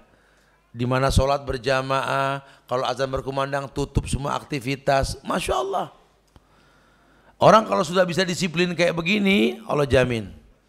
Nah jaminan inilah yang membuat dia bisa ridho. Iya ya, benar-benar dah Allah raditu billahi robba dah. Begitu. Jadi bukan cuma sekedar hafal. Yang kedua, konsisten dalam melakukan sesuatu yang menjadikan Allah ridho padanya. Ada rutinitas yang bikin Allah senang sama dia. Khususnya yang sunnah, kalau yang wajib nggak dibahas dah. Biasa. Orang sholat 5 waktu memang biasa. Orang bayar zakat ya wajar. Orang kaya haji umroh ya biasa. Nggak ada yang spesial, itu mah biasa semuanya. Tapi kalau dia bisa merutinkan yang sunnah, itu yang bikin Allah senang. Saya suka bilang pakai bahasa yang gampang, sedekah deh, rutinin sedekah deh. Walaupun cuma kembalian bahan bakar Anda, rutinin. Anda mau kerja ini motor metik, ya Allah, ya seputar Jakarta paling ngisi berapa sih? Apalagi bebek, betul ya? Dikeprak pakai daun angsana jalan yang begini tuh. Lewatin pom bensin keisi sendiri gitu, saking iritnya gitu ya. Anda isi ini motor bebek Anda 20.000, isi 19.000 aja. Insya Allah dikembaliin 1.000 rupiah, nanggung amat Pak buat sedekah, bilang gitu aja. Kasih pengemis tiap pagi, insya Allah tangki Anda gak bakal kosong. Coba praktekin, gak usah yang berat-berat. Mobil 100.000 satu hari, ya. Usahakan jangan makan subsidi, kecuali Anda miskin silakan, gitu ya. Punya harga diri dong. Ya, itu kan kalau premium kan subsidi, ya. Anda punya uang jangan mengambil yang subsidi, itu ngambil haknya si miskin, jangan. Disiplin. 100.000 isi 95.000 aja. Minta recehan ribuan 5 deh. Cari pengemis, insya Allah gak bakal kosong. Itu rutinin tuh, rutinin. Atau punya kebiasaan, kalau orang laki mah motor dah kemana-mana gampang udah ya. Bikers banyak soalnya sini, masya Allah nih ya, bikers muslim. Ya, coba biasain kalau kita suntuk, mumet, beli makanan bawa, cari tumpukan sampah orang-orang miskin di mana, makan bareng sama mereka. Biasain rutin tuh, nggak usah rame. Kita kalau lagi bersedekah jangan ganti status, jangan gitu ya. Lagi makan sama orang susah, nggak usah gitu, rame nanti ya. Ini berbuat ganti status mulu, jangan, udah diam-diam aja. Itu demi Allah loh ya. Itu betul-betul menyehatkan badan karena silaturahmi. Ya, hal tunsaruna wa turzakuna bidu'afaikum. Kalian nggak sadar kalian tuh jadi mulia karena doa orang lemah di sekeliling kalian. Mana kalian tahu ada orang soleh yang makan sama kalian, la yakulu tu'amak illa taqiyun. Coba buat suasana kita ridho dengan kenyataan. Itu perlu loh. Ya, biasain. Ibu masak di rumah izin sama suami dilebihin masakan nih untuk bikin 2 bungkus 3 bungkus nasi tiap pagi. Anaknya Latina sekolah, bawa ini nanti kalau ada pengemis atau pemulung kasih ya. Biasain. Al-yadul ulia khairun min yadis sufla. Tangan yang di atas lebih baik daripada tangan yang di bawah. Latih. Pengen punya anak kaya, latih sedekah. Bukan latih nabung, boleh nabung buat sedekah. Kalau nabung itu buat kompaknya saudara. Kalau orang tua kami tuh ngebiasain dari kecil tuh kita uang jajan dikumpulin, tabung. 2 bulan sekali suruh pecahin celengan. Kakak belanja, adik belanja, tahabu, suruh saling memberi hadiah. Makanya sampai gede kita nggak pernah ribut. Didikannya seperti itu. Betul-betul memang dibiasakan untuk saling memberi. Boleh nabung nak buat jihad. Jangan orientasi nabung buat pribadi, jangan, bakhil namanya. Tabung nanti kalau sudah kumpul kamu belikan bagi-bagiin orang. Biasakan seperti itu. Masya Allah. Ya, yang ketiga, yang kedua konsisten melakukan kebaikan yang Allah ridho. Apa aja? Atau kalau kita nggak bicara uang, nggak bicara materi, duha rutinin, tahajud rutinin, biasain. Atau nggak lepas wudhu. Makanya orang laki, orang perempuan habis wudhu tuh pakai khuf. Pakai kaos kaki tebal atau pakai sepatu tinggi nutup mata kaki. Sehingga kalau batal tinggal cari wastafel, udah selesai wudhu, basuh aja kakinya. Selesai. Gampang banget sekarang. Nggak usah repot buka kaos kaki, buka sepatu, nggak usah. Kalau kita sudah tahu hukum Islam, ya Allah, ashalah hadadin, agama gampang. Emang gampang. Agama emang gampang. Kalau nggak kita nggak paham begitu, yang ada kita hakimin. Kemarin Raja Salman diomongin, Raja ke masjid pakai sepatu, gitu katanya.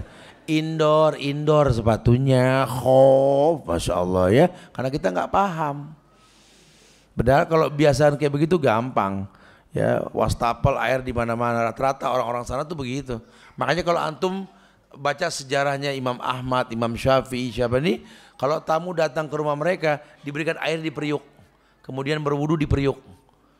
Gimana wudunya, basuh kakinya, Ustaz? Mereka semua orang dulu pakai sepatu tuh menutup mata kaki. Khuf namanya. Mudah sekali. Perempuan begitu juga. Udah wudu pakai busana muslimah. Kalau batal cukup memberikan isyarat pada bagian kerudungnya. Jadi jangan sampai lepas wudu, itu bagus. Allah ridho sama kita insya Allah ya.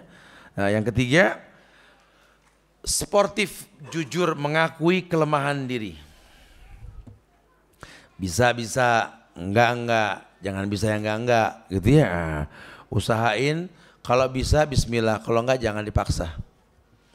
Kayak orang kerja, ayo profesional, bisa enggak? Saya gitu kalau di rumah tuh kalau kerja saya pengen lihat, ayo semua kerja, saya pengen tahu siapa, bisa enggak? Jangan jadi komentator bola yang bisa cuma ngomong, ayo kerja, main bola. Jangan cuma komentar. Ketahuan nanti. Kenapa? Karena kalau kerjaan udah dipegang sama ahlinya, sukses. Tapi kalau kerjaan bukan sama ahlinya, cuma sama komentator, tunggu kiamat. Kiamat kecil dibilang itu ya. Ayo kerja, kita lihat. Yang mampu siapa yang nggak mau, bilang jujur, itu lebih asik. Ketimbang kita cuma menghayalkan sebuah kerjaan tapi kita nggak mampu, jangan. Ya biar bagaimana hasil datang dengan cara yang baik. Ya, hal jazaul ihsan ilal ihsan. Kemudian yang terakhir, yang keempat, ya untuk mendatangkan ridho itu kita mengetahui kasih sayang Allah. Bahwa Allahur Rahmanur Rahim. Kita harus sadar bahwa Allah itu Maha Pengasih, Maha Penyayang. Cuma kitanya bisa gak jadi ibadur Rahman? Kan ketika Ibnu Katsir menafsirkan Ar-Rahmanir Rahim, ditafsirkan Ar-Rahman Ar-Rahim, artinya sama, cuma beda fungsi. Kalau Rahman Maha Pengasih, dan penyayang dunia dan akhirat. Kalau Rahim maha pengasih yang cuma di akhirat. Rahim isim mustaq yang diambil dari kalimat Ar-Rahman. Makanya ibadur Rahman bukan ibadur Rahim. Rahimnya Allah syafaat di akhirat. Rahimnya Allah surga. Rahimnya Allah nikmatnya surga itu rahimnya Allah. Tapi kalau dunia Ar-Rahman. Makanya kitanya yang harus mengerti Allah itu maha penyayang. Li'anahu Rahman wa ana ibadur Rahman. Dan Allah paling suka nama Abdurrahman, Abdullah dan Abdurrahman. Betul? Karena orangnya ibadur Rahman, betul-betul ibadur Rahman. Orang-orang yang memang mengerti bagaimana memanage sayangnya Allah. Allah jadikan siang untuk bekerja, malam untuk istirahat. Kalau kau ibadur Rahman, tolong pakai. Jangan sampai dirubah. Siang kau kerja, malam kau istirahat. Semua ada haknya. Masya Allah. Nah, kalau digabungkan semuanya dari pertama, dari mulai kita berbicara tentang musyaratah, muraqabah, mujahadah, kemudian kita mujahadah, ya, baru kemudian kitanya yang kelima apa tadi? Taslim, baru ridho. Ini otomatis kita bukan muslim yang musiman, ya. Wallah musta'an. Jadi ada proses. Tapi kalau itu belum berjalan dengan betul, ya resikonya kita muslim-musiman. Tapi insya Allah itu cuma ucapan lah. Kita enggak muslim-musiman insya Allah, ya. Silakan kita bisa berdialog. Yang mau bertanya silakan. Akhirul da'wan alhamdulillahirabbil alamin. Naam.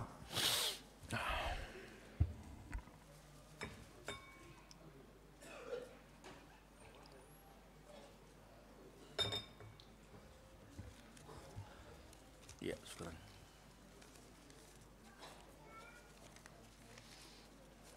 Bismillah.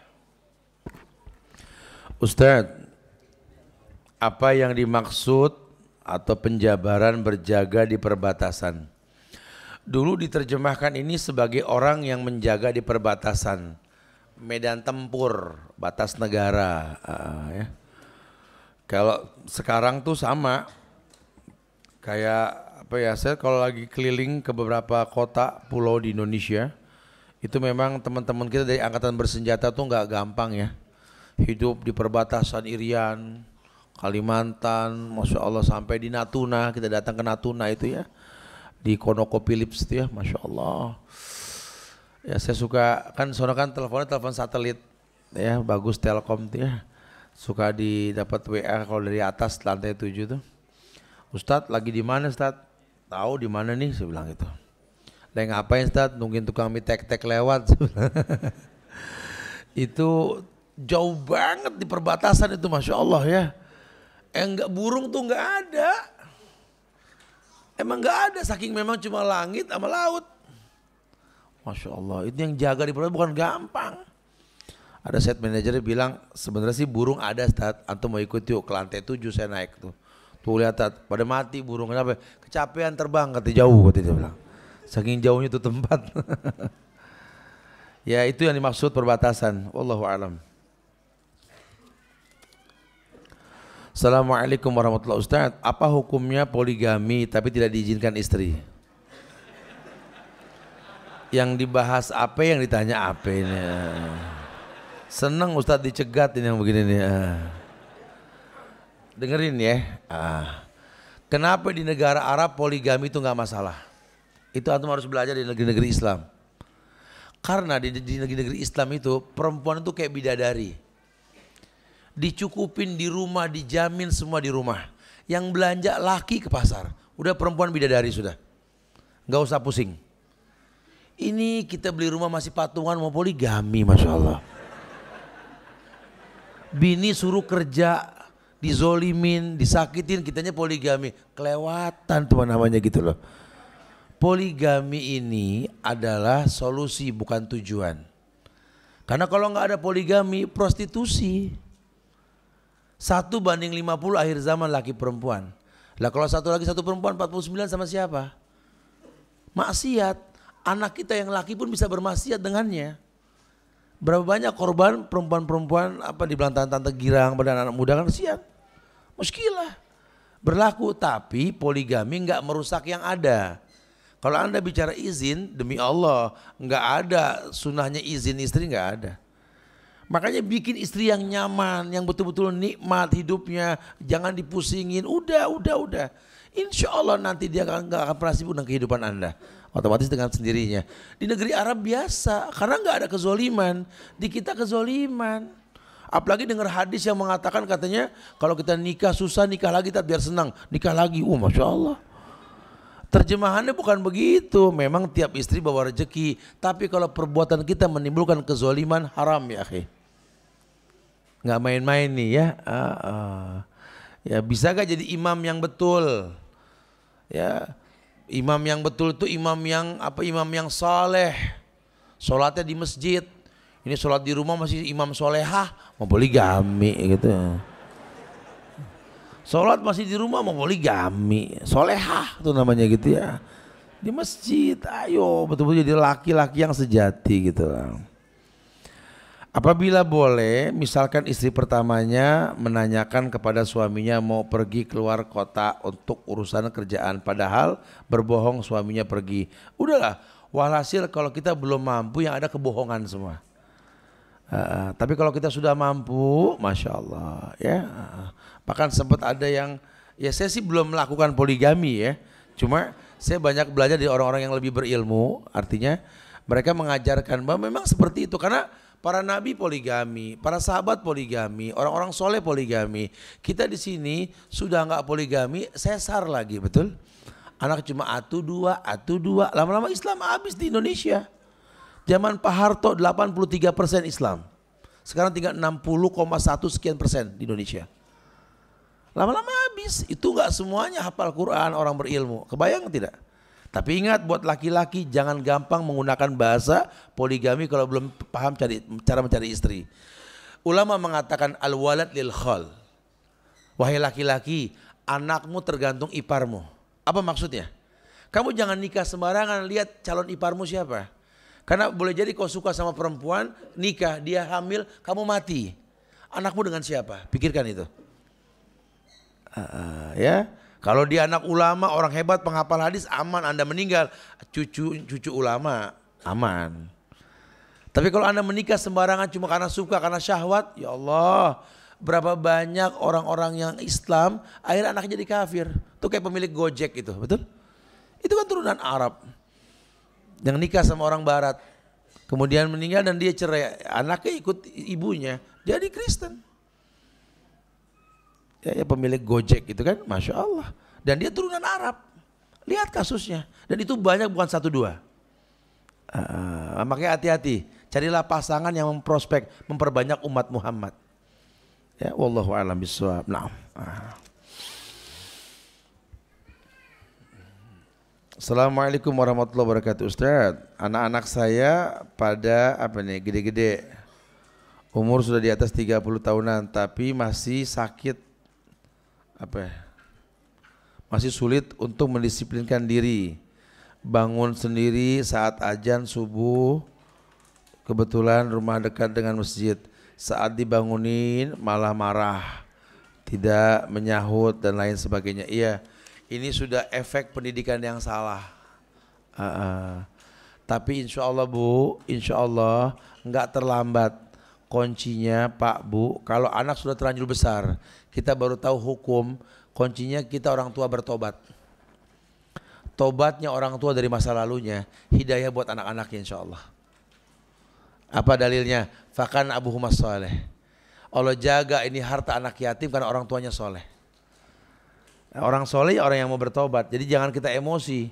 Udah kita banyak bertobat, banyak beristighfar, jangan bosan ngingetin. Insya Allah Allah kasih hidayah. Karena anak tergantung kita. Ya kalau kitanya memang dulunya nggak bawel masalah itu ya susah. Kita nggak kenalin dia sama yang baik ya susah. Ya. Assalamualaikum Ustadz, bagaimana menasihati suami agar bisa istiqomah sholat wajib berjamaah di masjid dan mau diajak ke kajian sunnah. Mudah-mudahan setelah ini insya Allah ya. Udah dengar kajian soalnya kan. Assalamualaikum Ustadz, mohon nasihatnya buat kita-kita tentang bagaimana cara menasihati teman dengan cara yang santun seperti yang dicontohkan Rasulullah. Ya belajar sirah nabawi dong, belajar akhlaknya Rasul. Bagaimana beliau berdialog sama teman-temannya. Koleksi itu di rumah buku Syiar Alam An-Nubal Imam Az-Zahabi, koleksi itu buku. Pahami sirahnya Mubarak Furi. Bagaimana dakwah Rasulullah dengan teman-temannya, mencopot gelar kerasulan di hadapan sahabat, mengatakan walakin sahibukum hada khalilullah, tetapi sahabat kalian ini, mengatasnamakan sahabat terus Rasul. Nah, di rumah kalau bisa punya perpustakaan walaupun kecil, ya, buku-buku tentang sirah nabawi. Kita pengen lembut kayak Rasul, kalau kita nggak kenal Rasul ya susah, ya. Allahu a'lam.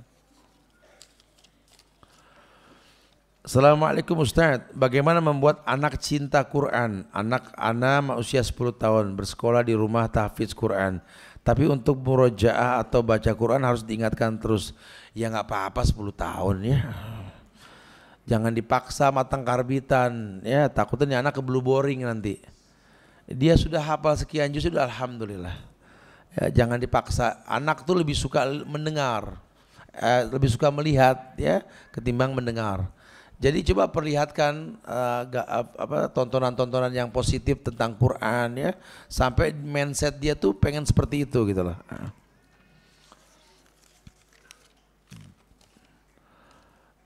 Assalamualaikum warahmatullahi wabarakatuh. Ustaz, saat ini kami masih memiliki cicilan rumah, kendaraan, namun kami juga memiliki hutang yang lain. Kami ingin melunasi hutang-hutang kami. Apakah boleh jika kami menjual rumah cicilan kami untuk membayar hutang-hutang? Karena saya mendengar hadis kalau Rasulullah SAW tidak mau menyalahi. Kalau memang bisa menjual sebagian harta kita, jual untuk melunasi hutang. Apalagi hutang itu konvensional, boleh. Berani berkorban untuk sebuah kebaikan. Assalamualaikum Ustaz. Pertanyaan, apakah perempuan yang sedang haid boleh untuk berwudu? Mau ngapain wudu? Mau sholat ya nggak boleh. Kalau berwudu aja sih boleh ya, tapi jangan sholat gitu ya. Jangan kan wudu, mandi aja boleh kan gitu ya. Ya boleh. Aduh nanya gitu. Ustadz, teman-teman umahat kalau saya mau kajian yang jauh dia komen, kok jauh amat sih? Yang saya tanyakan ialah kenapa sih mereka ngomong kayak gitu? Ya nggak tahu dia ngomong. Saya ngomong.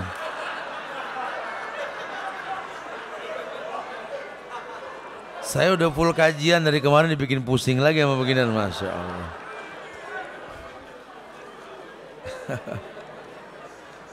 Sampai urusan dia sama teman kita suruh mikir juga, subhanallah.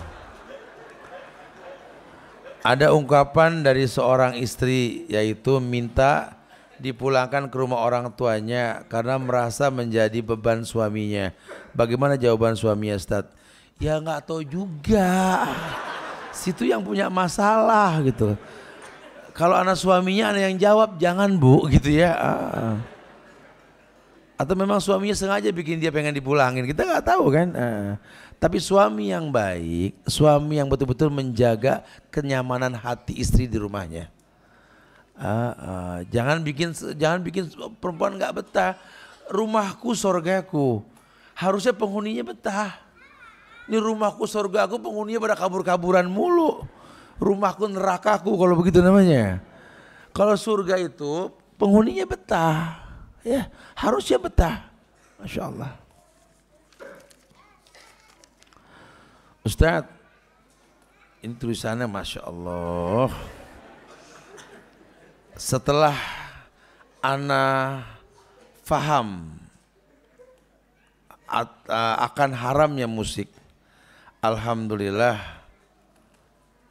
Oh subhanallah, ini sengaja kecil bagaimana? Kecil banget. Gak kebaca. Kalau pengen dijawab yang jelas tulisannya gitu ya. Anda kalau datang ke seorang artis pakai buku khusus tulisan diukir, ke Ustadz begini, Masya Allah itu ya. Kelasnya Ustadz Pak Eda di Indonesia dah ya. Ustadz, bagaimana cara meninggalkan bagaimana cara meningkatkan kualitas ibadah kita dan khusyuk dalam sholat? Rutinitas butuh jam terbang. khusyuk itu datang dengan waktu. Kita yang harus tahu bahwa bukan sholat yang bikin khusyuk, bukan sholat yang bikin sabar, tapi sabar yang bikin kita khusyuk dalam sholat. Karena perintahnya wasta'inu bisobri wassalah. Minta tolong dengan sabar dan sholat. Nah, latih seperti itu. Nah. Bagaimana caranya menyadarkan diri bahwa Allah mengawasi kita dalam sholat, Ustaz? Ya harus pahami rukun dan wajib sunnahnya sholat. Rukun, wajib dan sunnahnya sholat. Sehingga dia berilmu sebelum beramal. Makanya di Islam itu kita nggak boleh sholat dalam keadaan menghadap makanan. Makanan sudah dihidangkan nggak boleh. Ini zuhur, kata Rasul abridu bizuhri. Zuhur tuh panas, dinginkan dulu, jangan langsung sholat. Boleh diulur sedikit. Isya boleh begitu ya. Supaya kita ini benar-benar siap. Suruh bangun subuh, sebelum subuh mandi, bersih, buang hajat apa, subuh tuh nyaman. Ya jangan, kita nggak pernah lihat ulama sholat subuh pakai angop, pakai nggak ada. Makanya bangun sebelum subuh, jangan pas ajan. Pas ajan ya angop, ya ngantuk hawanya. Ada persiapan. Ustadz, sisa wudhu dengan kaos kaki apa hanya bagian pakaian atas saja? Aywa, pokoknya kalau sudah berwudhu, sudah mandi besar, pakai baju muslimah, ya menutup aurat, kaki pun tertutup dengan kaos kaki, cukup atas kaki ya gini. Disyaratkan di lap atasnya. Itu kalau perempuan ya plus kerudungnya dan kaos kakinya, kalau laki ya kakinya aja. Assalamualaikum warahmatullahi wabarakatuh. Apa hukumnya jika seorang menghafalkan Quran karena ingin bermain dengan tetangganya? Apakah itu niat? Maksudnya apa nih? Apakah hukumnya jika seseorang menghafal Quran karena ingin bermain dengan tetangganya? Ya jangan dong, karena Allah dong. Ya masa karena pengen main sama tetangganya? Apa ini niat yang setengah-setengah, Ustadz? Ya niatnya karena Allah. Kita pengen ngapal tuh karena Allah, karena kita butuh Quran. Sakaratul maut nanti kita tuh penting kalau yang hafal Quran. Ya. Bagaimana cara bergaul dengan teman ahli maksiat dan masih mengerjakan bid'ah karena tidak ada teman yang belum mengenal sunnah di sekolah? Oh ini sekolah, ini anak sekolah ya. Iya bergaul seperti biasa. Kamu harus mewarnai bukan diwarnai.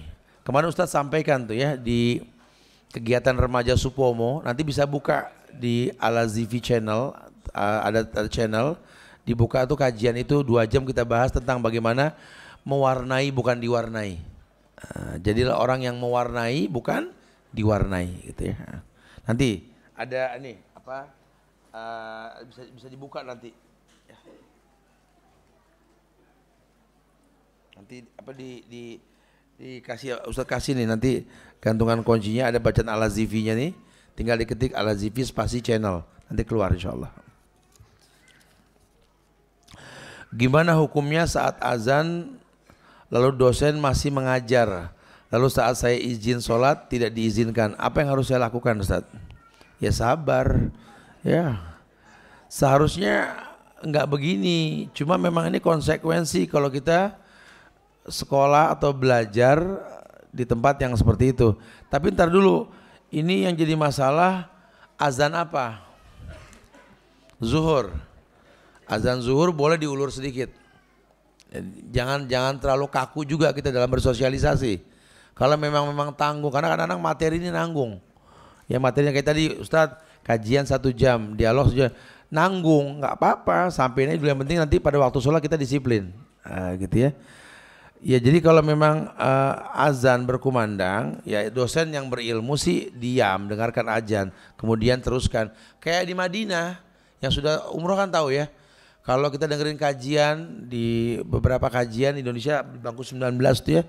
Sekarang Ustaz Abdullah Roy aja dulu, Ustaz Firanda di situ. Itu sampai azan. Azan beliau diem. Selesai azan terusin lagi 15 menit biasanya. Nah, itu boleh-boleh aja ya. Asal enggak menelantarkan sholat. Nah. Assalamualaikum, mohon jelaskan arti dari karunia dan rahmat, Ustaz. Ini bahasa Indonesia, saya nggak paham. Karunia bahasa Indonesia, rahmat bahasa Arab. Rahmat itu kasih sayang. Kalau karunia ini bahasa Indonesia lebih kepada pemberian. Ya maksudnya karunia ya masuk rahmat. Wallahu a'lam bishawab. Assalamualaikum warahmatullahi wabarakatuh. Ustaz, apakah kesalahan atau kemaksiatan manusia adalah kehendak Allah? Iya. Orang yang berbuat baik Allah janjikan pahala, orang berbuat dosa Allah berikan azab. Kalau kamu mau ngikutin Rasul, kamu selamat. Tapi kalau kamu menolak, ya kamu akan disiapkan neraka. Ya kehendak. Ya, makanya ada aturan. Walau syi'na la ataina kulla nafsin hudaha, kata Allah. Kalau aku mau, aku bisa kasih hidayah semuanya. Tapi kan kenyataannya nggak bisa. Iya. Kenapa? Ada masyiahnya Allah. Allah bisa bikin Nabi Muhammad sekali ngomong orang paham semua, bisa, bukan enggak. Cuma bukan begitu cara menghidupkan keadaan. Ada cara-cara tersendirinya.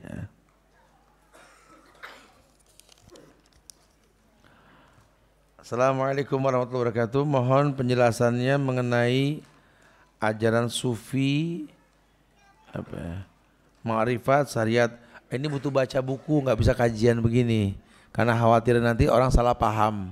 Punya handphone canggih kan, coba buka browser, ya ketik di situ Rumaisoh atau Maktabah Samilah, nanti keluar minta buku-buku sufi, kesesatan dan lain sebagainya, nanti dibaca di situ. Ya mengkaji ini nggak bisa spontan, ya takutnya jadi salah paham nantinya. Assalamualaikum Ustadz, bolehkah menolak pemberian uang dari rekan kerja dikarenakan merasa tidak nyaman dengan pemberian tersebut? Adakah dalil yang membolehkan penolakan tersebut?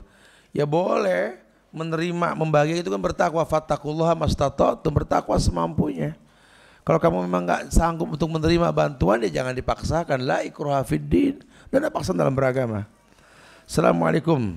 Tahapan ibadah apa yang bisa dilakukan untuk melatih diri kita agar bisa menjadi manusia yang lebih baik? Dimulai dari membiasakan apa dulu? Aywa. Tahapan ibadah yang paling baik adalah kita betul-betul memahami usul salasah dulu.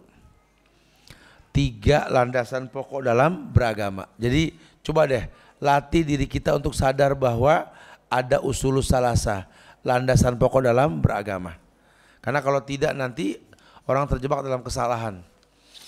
Kenali Allah dengan benar, kenali Nabi Muhammad dengan benar, kenali Islam dengan benar. Kalau sudah kenal, aman. Ya, itu tahapan pertama. Tahapan berikutnya belajar ilmu hadis, mustalahul hadis. Karena insya Allah semua ibadah tertulis dalam hadis. Yang enggak tertulis dalam Quran, dalam hadis ada. Contoh, Quran perintahkan kita sholat, tapi enggak pernah di Quran bicara jumlah rakaat. Hadis dong. Ya, dan detailisasinya di hadis.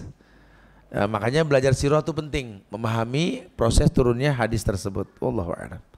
Assalamualaikum Pak Ustadz, manakah yang lebih dahulu untuk surga untuk surga antara orang miskin dan orang kaya? Jika main tebak-tebakan nih, manakah yang lebih dahulu surga untuk orang miskin atau orang kaya, Ustadz? Wallahu a'lam bishawab. Tapi yang pasti memang pernah ada dikatakan bahwa orang miskin yang sabar dan orang kaya yang syukur dan rajin sedekah masuk surganya beda 40 tahun. Duluan si miskin yang sabar. Kenapa? Karena nggak banyak pertanyaan, betul ya? Si kaya banyak pertanyaan, dari mana dapat harta, kemana kau jalankan, begitu ya. Makanya orang-orang soleh kayak Abu Bakar itu meninggal udah nggak punya waris, udah selesai. Lain sama kita jadi orang kaya meninggal, orang ribut waris kita kan. Yang sahih itu selesaikan harusnya. Jadikanlah harta kita sebagai alat bantu jihad kita kepada Allah. Wallahu alam bissawab. Masya Allah. Ya, insya Allah manfaat yang disampaikan. Ya, ada pertanyaan lagi langsung atau gimana? Atau kita persiapan supaya nggak numpuk kali nih ya, wudu. Ya, insya Allah mudah-mudahan manfaat yang disampaikan. Minta maaf pada kekurangan, kesempurnaan hanya milik Allah. Kita tutup dengan kafaratul majlis. Subhanakallahumma bihamdika, asyhadu an la ilaha illa anta astaghfiruka wa atubu ilaik. Assalamualaikum warahmatullahi wabarakatuh.